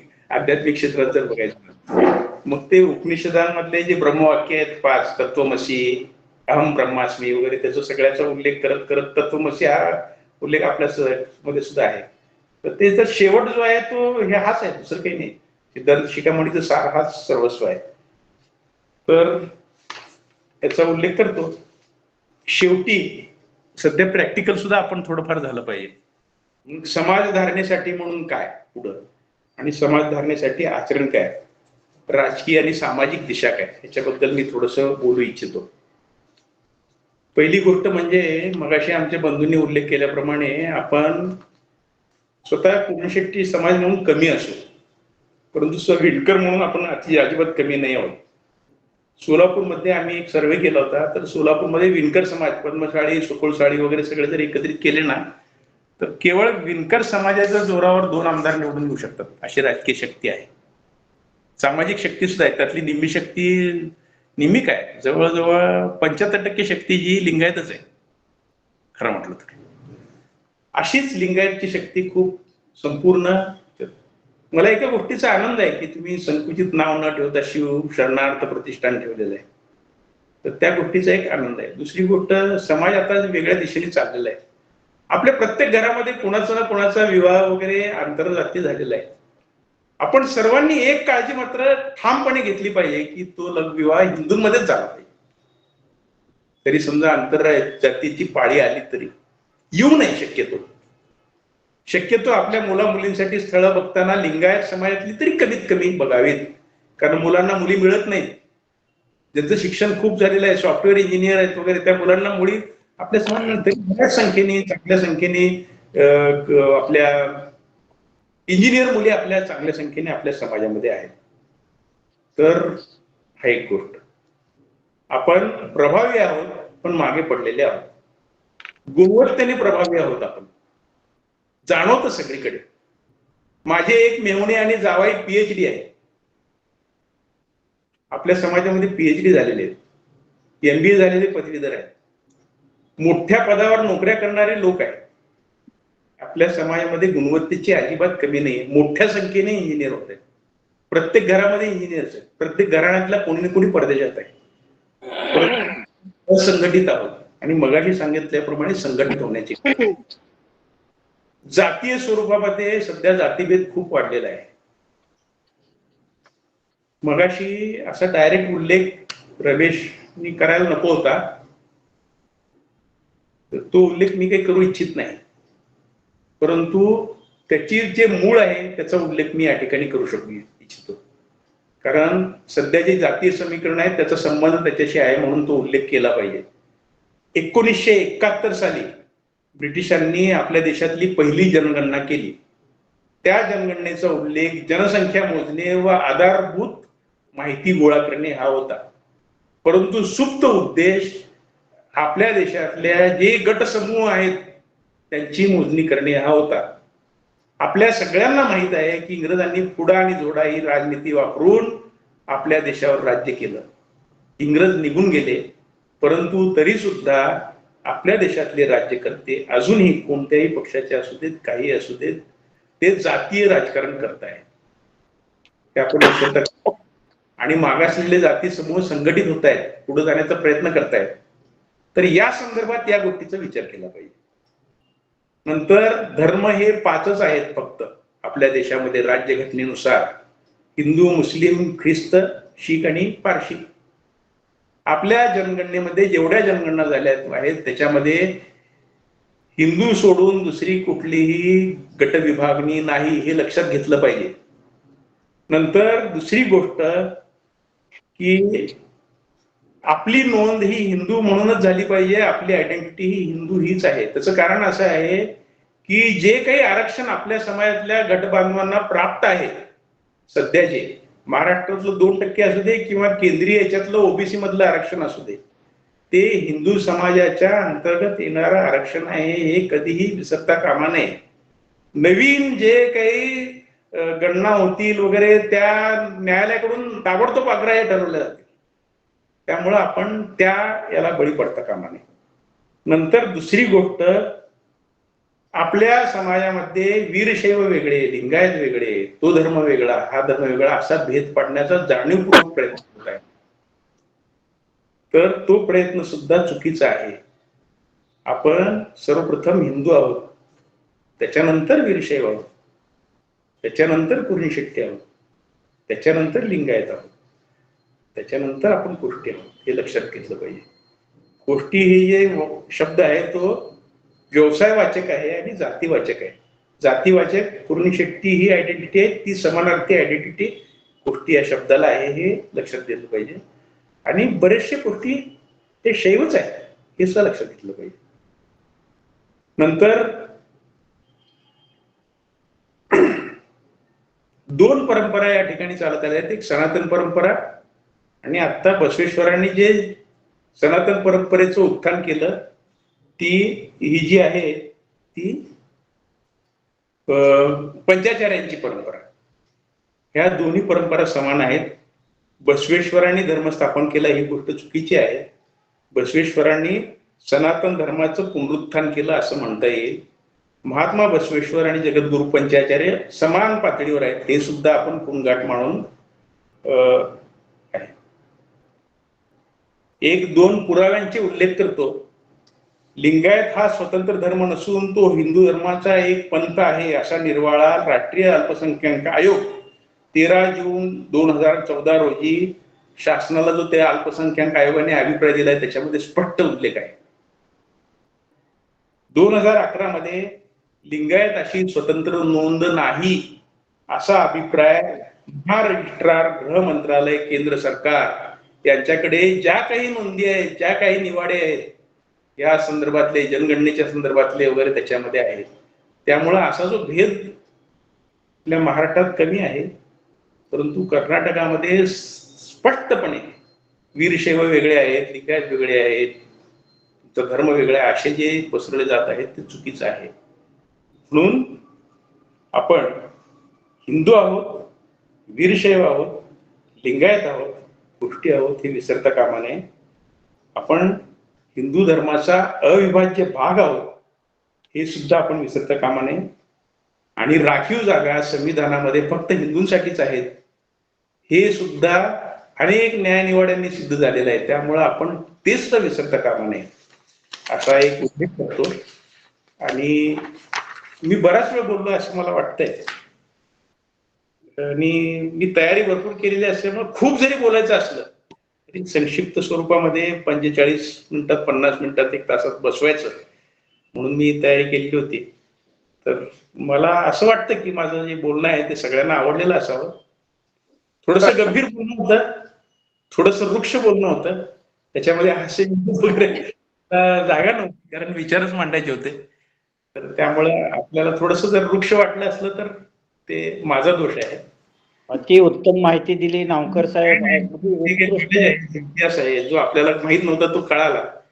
व्याख्यान चांगलं मिळालं, झालं, छान झालं. आपल्या सगळ्यांचे परत एकदा आभार मानतो. शांतपणे ऐकत होतात सगळेजण, कमी संख्येने असले तरी सुद्धा ऐकत होतात. आपल्या सगळ्यांचे आभार मानतो, धन्यवाद व्यक्त करतो आणि माझं बोलणं या ठिकाणी विराम देतो. धन्यवाद. नमस्ते सर, खूप छानच माहिती दिली तुम्ही. फारसा काही वेळ न दवडता काही क्वेश्चन जर असतील, काही प्रश्न असतील, चर्चा नको करायला, फक्त प्रश्न विचारा.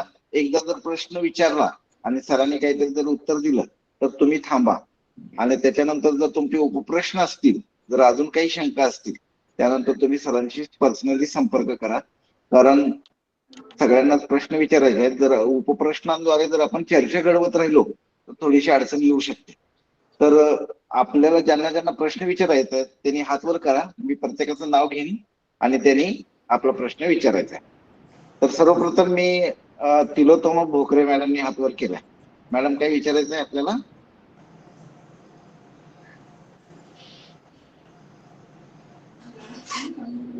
भोकरे मॅडम, काय चुकून हात वर झाला का? सूचना काही नाही. बहुतेक चुकून वर हात वर झाला. मी एस.बी. मुड्डे सरांना विनंती करतो, त्यांनी त्यांचा प्रश्न विचारा. शिवशरणार्थ. विचारणार आपण जे आता व्याख्यान दिलं, मी स्वतः वैयक्तिक बोलतो ना, तुमच्या ज्या विचाराची पूर्ण सहमत नाही. तुमची आणि माझी प्रत्यक्ष भेट होईल, हा 100% सहमत नाही. काही बाबतीत सहमत आहे. प्रत्यक्ष भेट यांचे आपण त्या, कारण विषय खूप मोठा आणि चर्चेलाही मोठा आहे. पण जरूर बोलूयात आणि आपण वैयक्तिक चर्चाही करूयात. आपलं सध्या माझे प्रश्न याच्यामध्ये मुड्डे सर आणि नावकर सर दोघांनाही विनंती करतो की आपले जे चर्चेमध्ये असे जे विषय येणार आहेत ना, ते आता दोनच मिनिटं सर. मुड्डे सर, नावकर सर किंवा ज्यांना इतर चर्चा करायची ना, आपण एक 4-5 जणांचं पॅनल बनवून त्याच्यावर चर्चा पण करूया ऑनलाईन. काहीच अडचण नाहीये. बरोबर. प्रश्न विचारा सर. किरकोळ छोटे प्रश्न विचारतो. हॅलो, प्रश्न विचारतो.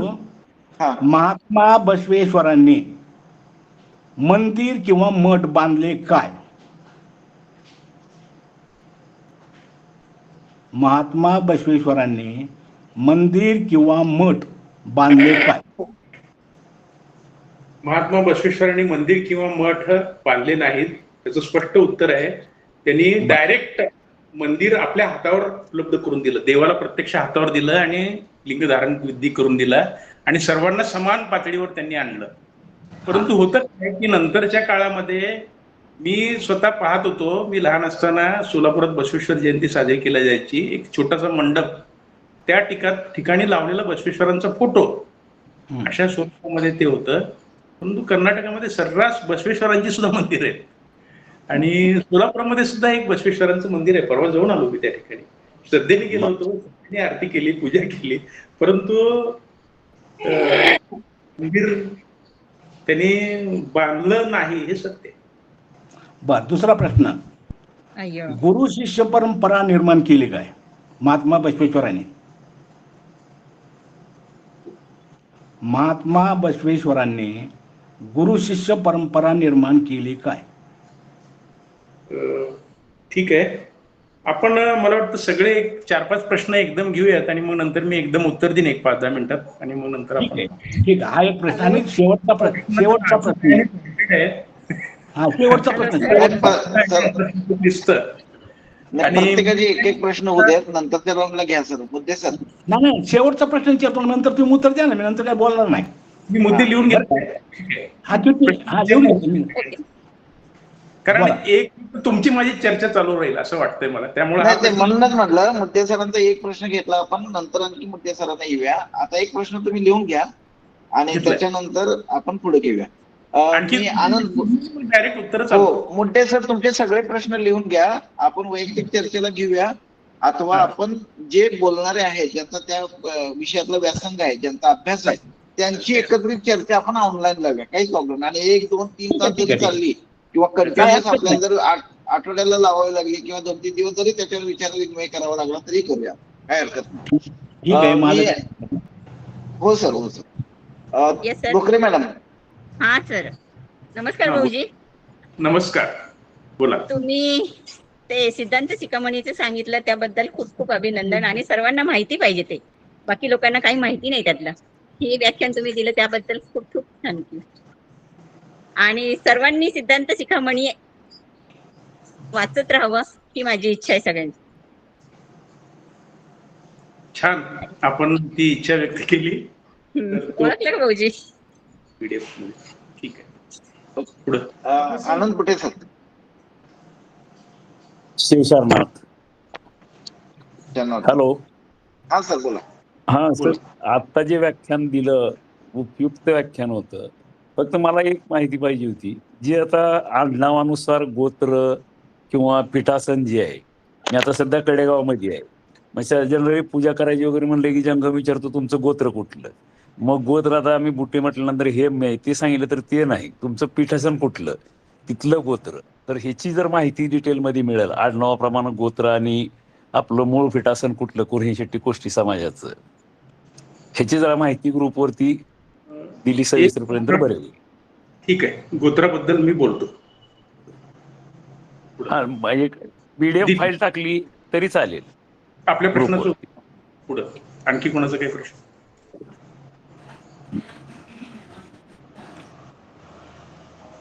अनुभव मंडप कट्टा नाही ते.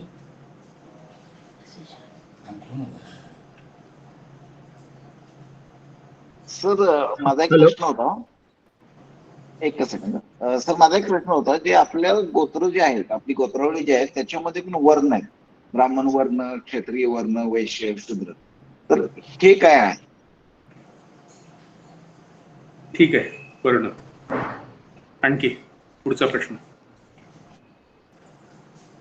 हॅलो. आणखी शेवटचे 1-2 प्रश्न घेऊ आणि उत्तराला चालू करू. हो, हो सर. त्याला 15 मिनिटं जातील सहज.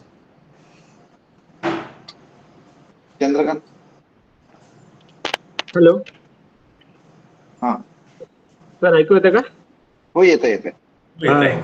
हा, आता नावकर सरचं व्याख्यान खूप छान होते आणि बरेच जण त्याचं जे आपण वीरशैव कुरुवंशी शेट्टीच्या समाजामध्ये एक माझं, कारण काय, मी बसवेश्वरांचं जन्मस्थळ बसवनबागेवाडीतून येतोय आणि आम्ही बसवनबागेवाडी हा फक्त आम्हाला 10 किलोमीटर आहे आणि आम्ही गावाकडे बसवेश्वरांचं बरंच आपण फॉलोअप करतात. आणि फक्त त्याच्यात एक आहे की आपल्या कुरुवंशी समाजमध्ये काय सांगतात की आपले जे समाजमध्ये जंगम असतोय, आपल्या समाजच पाहिजे.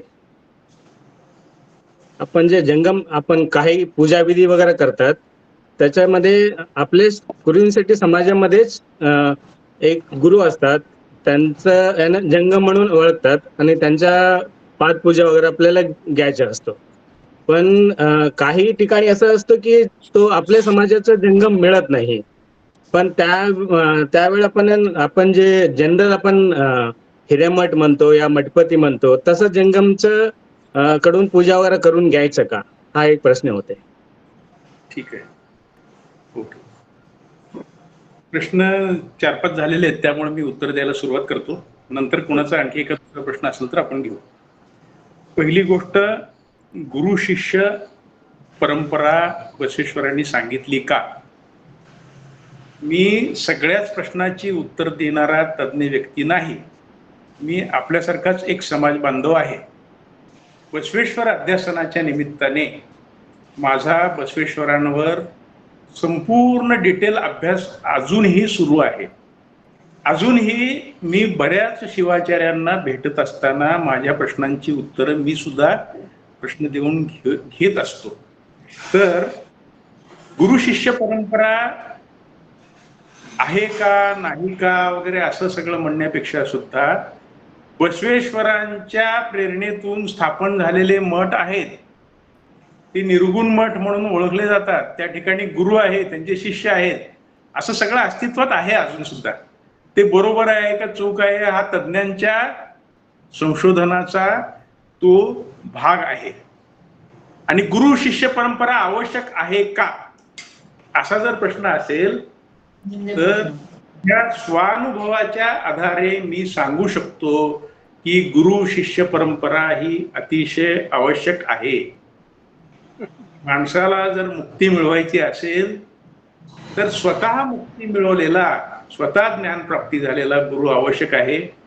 मला हे सुद्धा माहित आहे की असे गुरु भेटणं हे दुर्मिळ गोष्ट आहे. परंतु सुदैवाने माझ्या आयुष्यात काही व्यक्ती, काही गुरु असे येऊन गेले की मला ते साक्षात्कारी वाटतात. त्यांनी तो अनुभव दिलेला आहे. त्यामुळं गुरु शिष्य परंपरा ही अतिशय आवश्यक गोष्ट आहे हे मी या ठिकाणी नमूद करतो. नंतर गोत्राबद्दल आपल्या मॅडमने विचारलं तर त्याच्याबद्दल असा उल्लेख आहे की 66 गोत्र, त्यांचे रुद्र, त्यांचे ऋषी, अशी माहिती माझ्याकडे जी उपलब्ध आहे ती आपल्या ग्रुपवर टाकेल. ती आपली आपण तपासून घ्यावी. आपल्या जे काही आपल्या घरामध्ये वृद्ध काका, मामा, आजोबा वगैरे जे कोणी उपलब्ध असतील त्यांच्याकडून आपलं गोत्र कोणतं आहे हे माहिती करून घ्यावं. त्यासाठी दुसरा एक मार्ग आहे, तो अडथळा सगळ्यांनाच आहे. म्हणजे अगदी ब्राह्मण समाजामध्ये सुद्धा आडनावावरून गोत्र ठरवतात. तर आपल्याकडे सुद्धा आडनावावरून गोत्र ठरवणे अशी प्रथा आहे. तर ते सुद्धा वर्गीकरण जर कुठून मिळालं तर ते सुद्धा मी मिळवून, मला पूर्वी 1-2-3 ठिकाणी मिळालेलं होतं. तर आडनाव गोत्र, यांचं गोत्र हे, यांचं गोत्र हे या माहेरच्या, यांचं आडनाव माहेरचं हे, त्यामुळे आईचं गोत्र हे, असं ते लिखित स्वरूपात मला 1-2 वेळा मिळालं होतं. पण ते आता माझ्याकडे लुप्तरित्या उपलब्ध नाहीये. परंतु कुणाकडून जर मिळालं तर ते मी नक्की टाकेन. मला सोलापूरमधल्या कोरणी शेट्टी समाज जे तेलुगू भाषिक आहेत त्यांचं वर्णन याच्या सकट माझ्याकडे आत्ता आहे एका पुस्तकामध्ये, की त्यांचे सगळे आडनावं आणि अमुक आडनावाचं अमुक गोत्र असं सगळं ते आहे. तर आपल्या समाजाचं तसं मिळालं तर मी ग्रुपवर नक्की टाकून देईन. परंतु ही जी माहिती आहे 66 रुद्र, 66 ऋषी, 66 हे, तर हे मी आपल्या ग्रुपवर नक्की टाकेन. त्याच्यामध्ये काही जवळ गोत्र आहेत, ते जवळ गोत्र जे आहेत त्याच्यामध्ये व्यवहार होत नाहीत. आणि नंतर मगाशी गोत्रामधले वैश्य वर्ण वगैरे हे वर्ण संस्कृती झाली तर आपल्या याच्यामध्ये 3च वर्ण आहेत, ब्राह्मण, क्षत्रिय आणि वैश्य. आपल्यामध्ये एक शूद्र नावाचा वर्ण अजिबात अस्तित्वात नाही समाजामध्ये. हे त्याचं उत्तर आहे. नंतर वैश्य, ब्राह्मण वगैरे हे वर्ण का आहेत याचं कारण सांगणं अवघड आहे. परंतु ते व्यवसायानुरूप असावं असा माझा कयास आहे. कारण भगवद्गीतेमध्ये श्रीकृष्णाने सुद्धा गुणकर्म विभागशः असं चातुर्वर्ण्याचं वर्णन केलेलं आहे. त्यामुळं गुणकर्मानुसार ते येतं. सिद्धांत शिखामणीमध्ये सुद्धा हे जे पदांची प्राप्ती होते, ब्राह्मण वर्णाची प्राप्ती ही जी आहे ती पायरी पायरीने चढून त्या लेवलला गेल्यानंतर होणारी प्राप्ती आहे. हे जन्मवाचक असे शब्द नाहीत. दुर्दैवाने ते जन्मवाचक पद्धतीने आलेले आहेत. आणि सध्या आचरण जर बघायला गेलो तर ब्राह्मण सुद्धा क्षुद्रासारखं आचरण करतात, स्पष्ट अभिप्राय आहे. आणि काही क्षुद्र हे खरोखर श्रेष्ठत्वाला पोचलेले मला दिसतात. मी काही क्षुद्र गुरु बघितलेले आहेत ज्यांना ज्ञान प्राप्त झालेलं आहे, ते खूप चांगल्या पद्धतीने मांडतात आणि स्वतःला झालेलं ज्ञान दुसऱ्यामध्ये ट्रान्समिट करण्याची क्षमता आहे, अशा व्यक्ती मी पाहिलेल्या आहेत.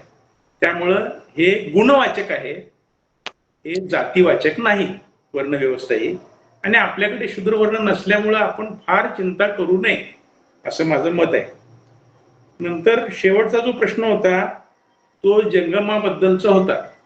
आपल्याकडे सगळ्या समाज समूहांना जंगम आहेत, त्यांच्या समाजाचे जंगम होते. मला जे आठवतंय ते आहे की परफेक्टली 1-2 व्यक्ती ज्या होत्या त्या आपल्या अंत्यविधी करण्यासाठी ते जंगम यायचे. नंतर विवाह विधी करण्यासाठी जंगम फिक्स होते. परंतु कालांतराने काय झालं की जंगम उपलब्ध होत नाहीत असं ते आहे. त्यामुळं मिळेल त्या जंगमाकडून आपल्याला पूजा करून घ्यावी लागते. ते कोणत्या पंचाचार्याचे आहेत वगैरे हे तर ही कठीण गोष्ट आहे. आपली परंपरा मी सांगितलं की आपलं सिंहासन कोणतं आहे, काय आहे ते, श्रीशैलपीठ वगैरे सगळं सांगितलं. परंतु त्याच व्यवस्थेतून आलेले जंगम आपल्याला उपलब्ध होतील असं शक्यता नाही. परंतु सगळे पंचाचार्याची उत्पत्ती शिवापासूनच डायरेक्ट झालेली असल्यामुळे जे उपलब्ध होतील ते जंगम वापरणं हा एक उपाय आहे. दुसरा उपाय त्याच्यासाठी असा आहे की सुदैवाने सोलापूरमध्ये अशा व्यवस्था आहेत की त्या व्यवस्थेमधून पुरोहित आणि जंगम मोठ्या प्रमाणावर निर्माण झालेले आहेत. मी गेल्या एक 3-4 महिन्याखाली उन्हाळ्यामध्ये आपल्या होडी मठामध्ये गेलो होतो. मल्लिकार्जुन शिवाचार्य महास्वामीजी जे आपल्या काशी पीठावर जे विराजमान झालेले आहेत चंद्रशेखर शिवाचार्य यांच्या जागी, त्यांचा परिचय झालेला आहे. त्यांच्या अगोदरचे जे गुरु होते त्यांच्याशी सुद्धा माझा परिचय होता, कारण लहान असताना मी त्यांना पदस्पर्श करून नमस्कार करायचो शाळेत जाताना. तर त्या ठिकाणी सुदैवाची गोष्ट अशी की 100, 150, 200 या संख्येने पुरोहित तिथं तयार होतात, पूर्णपणे शिक्षण घेऊन हे सगळे आचार धर्माचं पूर्ण पालन करून त्या ठिकाणी तयार होतात. त्यांना पूजा विधीपासून सगळ्या गोष्टी 16 संस्कार त्यांना करता येतात. अशा प्रकारच्या जंगमांची निर्मिती याच ठिकाणून झालेली आहे. आणि त्याच परंपरेमधून मला आठवतं ते असं की सोलापूर मधल्या होडगी मठातून आपले जे चंद्रशेखर शिवाचार्य जे आहेत ते निवृत्त होत आहेत जंगमवाडी मठातून. आपल्या ते एक सिंहासन आहे, ज्ञान सिंहासन आहे पंचाचार्यांपैकी, तर ते निवृत्त होत आहेत आणि हे मल्लिकार्जुन शिवाचार्य यांची पट्टाधिकारी म्हणून त्यांनी नियुक्ती केलेली आहे. तर या परंपरेमध्ये सोलापूरमध्ये ते उपलब्ध आहे. फक्त असा प्रश्न आहे की आपल्याकडे अजून सुद्धा समाजाची स्वतःची जागा नाही, स्वतःचं मंदिर नाही, अशी सगळी जागोजागी परिस्थिती आहे.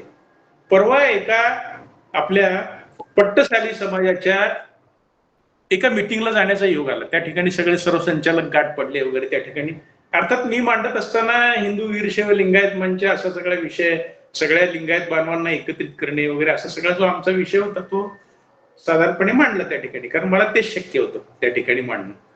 परंतु त्या परंपरेमध्ये सुद्धा विणकर समाज आहे, पूर्णपणे शैव आहे. त्या ठिकाणी त्यांचं स्वतःचं मंदिर आहे, त्या ठिकाणी नियुक्त केलेले पुजारी आहेत, त्या ठिकाणी त्यांचे जंगम आहेत, सगळं काही व्यवस्था आहे. प्रत्येक समाजाच्या गटाच्या त्यांच्या तशा व्यवस्था आहेत.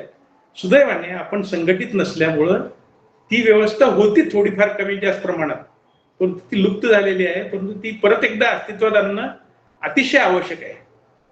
तर ते कसं करता येईल या दिशेने सुद्धा आध्यात्मिक क्षेत्रामध्ये जे काही आहे त्याच्याबद्दल आपल्या समाजातील संघटक म्हणून काम करतायत. जे काही आता बॉडी वगैरे क्रिएट होते ते विचार करतायत, एक विषय हातात घेऊन ते विषय सोडवण्याचा प्रयत्न करतायत. त्यांनी या गोष्टींचा विचार करावा. माझा जो संपर्क आहे तो संपर्क या कामासाठी मी उपलब्ध करून देईन 100%. परवा दिवशीच एका शिवाचार्यांच्या भेटीचा योग आला. किरीटेश्वर मठ म्हणून सोलापूरमध्ये आहे. त्या ठिकाणी हडगार समाजाचे एक गदगमधून आलेले शिक्षार्थी त्यांची भेट झाली. यंग तरुण आहेत, 30 ते 35 वय असावं त्यांचं. MA संस्कृत झालेले आहेत आणि त्यांनी PhD केलेली आहे. PhD करताना त्यांनी हाच शैव परंपरेतला सिद्धांत शिखामती मधला विषय घेतलेला आहे. विणकर आहे. त्यांचं ते ज्ञान आणि त्यांचं बोलणं ऐकून मी त्यांना नमस्कार करायला गेलो. माझं वय बघून त्यांनी ते म्हणाले की तुम्ही मोठे आहात, ज्येष्ठ आहात, श्रेष्ठ आहात, नमस्कार करू नका, आपण हात जोडू नये. तर मी म्हटलं मी शिवस्वरूप समजून तुम्हाला नमस्कार करतो. त्यांना पदस्पर्श करून मी नमस्कार केला. तर अशा परंपरा अस्तित्वात आहेत. आपल्याला चांगले गुरु, चांगले हे उपलब्ध होऊ शकतात. आपल्याला उघडी मठामध्ये जाऊन संपर्क करावा लागेल. त्यांच्या परंपरेमधले शिष्य कोणत्या गावात आहेत वगैरे हे पाहावं लागेल. आणि आपल्या परंपरेमध्ये कुणालाही कसलाही अनिवार्य नाही. सगळे शिवभक्त षटसल सिद्धांतातल्या सगळ्या पायऱ्या चालू शकतात. शिवाज भक्ताचा महेश्वर होऊ शकतो. दुसरीच पायरी आहे फक्त, फार लांबची पायरी नाही. तर त्यामुळं त्या परंपरेमध्ये योग्य पद्धतीनं जर आपण एस्टॅब्लिश झालो तर ही परंपरा आपल्या समाजामध्ये पुनर्जागृत आपल्याला करता येणं शक्य आहे. किंवा ज्या ठिकाणी आपल्या समाजाचा एक शिक्षार्थी गुरुपदाला पोहोचलेला आहे त्याची आपण नियुक्ती आपल्या मंदिरामध्ये आपल्या समाजाच्या सेवेसाठी आपण करू शकतो. हे त्याचं उत्तर आहे. त्यांनी मगाशी प्रश्नकर्त्यांनी केलेला उल्लेख अचूक आहे. परंतु जे जंगम उपलब्ध होतील त्यांच्याकडून आपलं जे कार्य आहे ते करून घेणे हा तात्पुरता सद्यस्थितीमधला उपाय आहे आणि त्यांच्याकडूनच करून घेतलं पाहिजे असा माझा अभिप्राय आहे. त्याचं कारण असं आहे की आपण लक्षात घेतलं पाहिजे की महाराष्ट्रामध्ये जे गडेकोट किल्ले आहेत सगळे छत्रपती शिवाजी महाराजचे, पहिल्यांदा गोष्ट लक्षात घेतली पाहिजे, छत्रपती शिवाजी महाराजांचं नाव शिवजी हे आहे. प्रत्येक किल्ल्याच्या पायथ्याशी शिव मंदिर आहे. त्या शिव मंदिरामध्ये जे पूजा करतात त्यांची जर चौकशी केली तर लक्षात असं येईल की ते जंगम पुजारी आहेत. ही परंपरा चालू ठेवली पाहिजे असं माझं मत आहे. आपल्यापैकी कोणी शिवभक्त त्या पदाला जर पोचले आणि त्यांना आपण नियुक्ती केली तरी सुद्धा चालू शकेल. ती नियुक्ती कोणी द्यायची तो अधिकाराचा प्रश्न आहे. आपण विचारू शकतो, आपल्यातले जे श्रेष्ठ माणसं आहेत त्यांना आपण ह्या प्रश्नाचं उत्तर घेऊन त्याच्यातून एक उत्तर शोधू शकतो एवढंच माझं उत्तर आहे. ते शोधण्याला मी मदत करू शकतो हे सुद्धा माझं उत्तर आहे.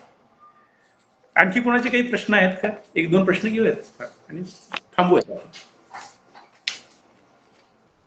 चालेल सर. आता मला असं वाटतं की पाण्याला लागलेत प्रश्न. काय आहेत का कोणाचे प्रश्न? एका दुसरा दोघांचे आहेत, बुटे आणि नागापूर.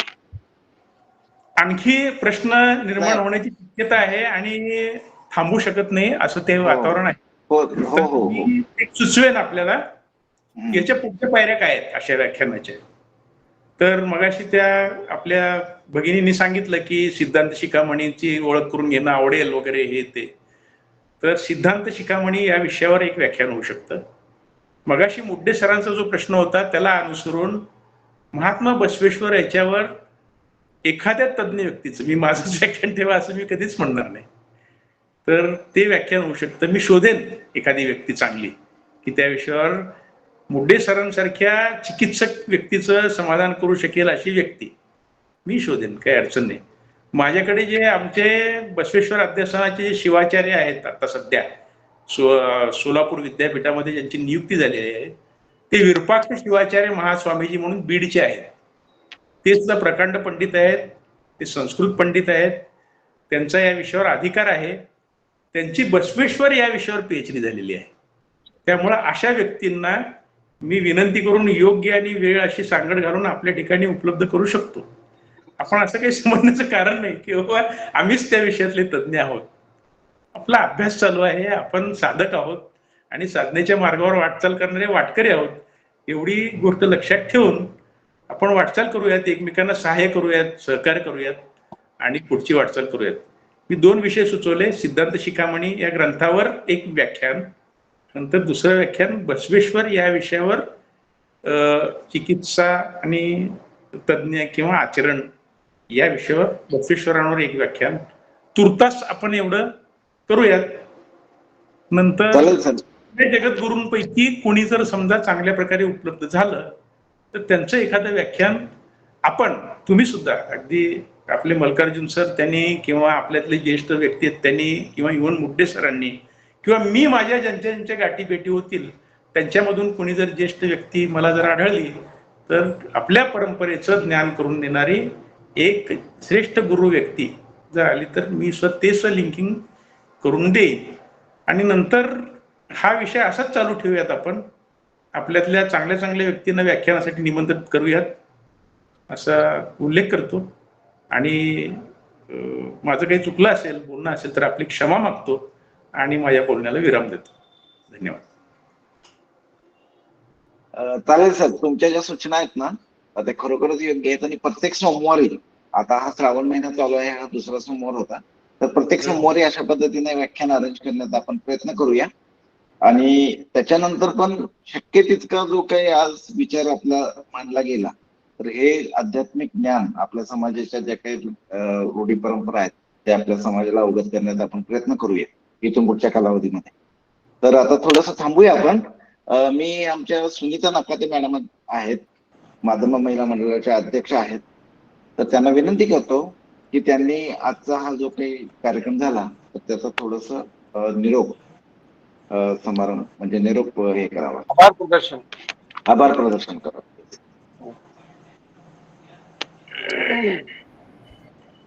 सगळ्यांना माझा नमस्कार. अतिशय सुंदर आणि अभ्यासपूर्ण असं व्याख्यान श्री महादेव नावकर यांनी दिलेले.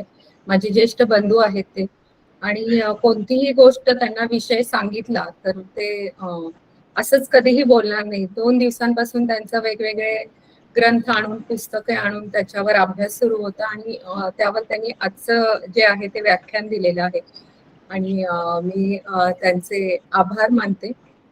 आणि या व्याख्यानामध्ये त्यांनी अनेक विषय घेतलेले आहेत, म्हणजे तो प्रत्येक विषय एक एक व्याख्यानाचा विषय होऊ शकतो, इतके त्यांनी आजच्या व्याख्यानामध्ये विषय मांडलेले आहेत. तर मला असंच वाटतं की त्यांनी आता जो विचार व्यक्त केला की अशा वेगवेगळ्या विषयांवरचे व्याख्यानं आपण सतत सुरू ठेवले पाहिजेत.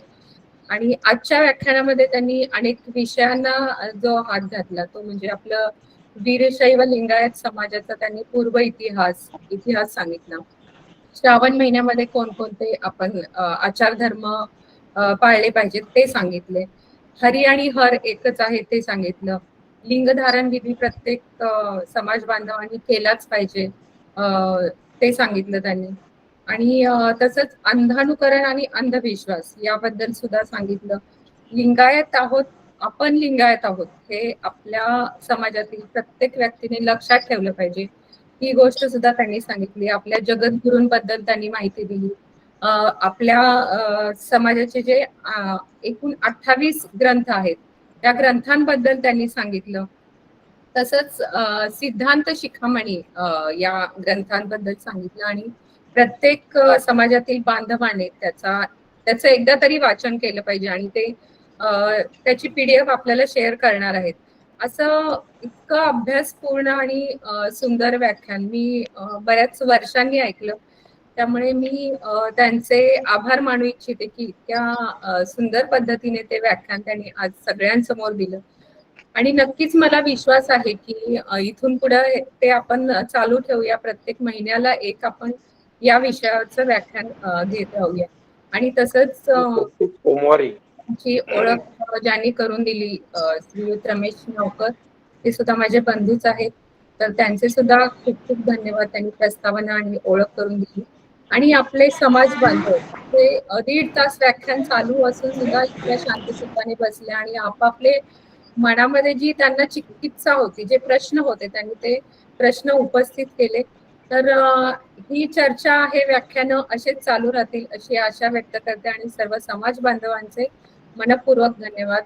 बोरीगीते सरांचे पण मनपूर्वक धन्यवाद की त्यांनी अशा प्रकारच्या व्याख्यानाला आमचं बोलणं झालं आणि या निमित्ताने श्रावण महिन्याच्या निमित्ताने ती सुरुवात झाली. त्यामुळे त्यांचे सुद्धा मनपूर्वक धन्यवाद मी मानू इच्छिते आणि हा कार्यक्रम संपला असं मी जाहीर करते. धन्यवाद. आभार मानणाऱ्यांचे आभार. धन्यवाद.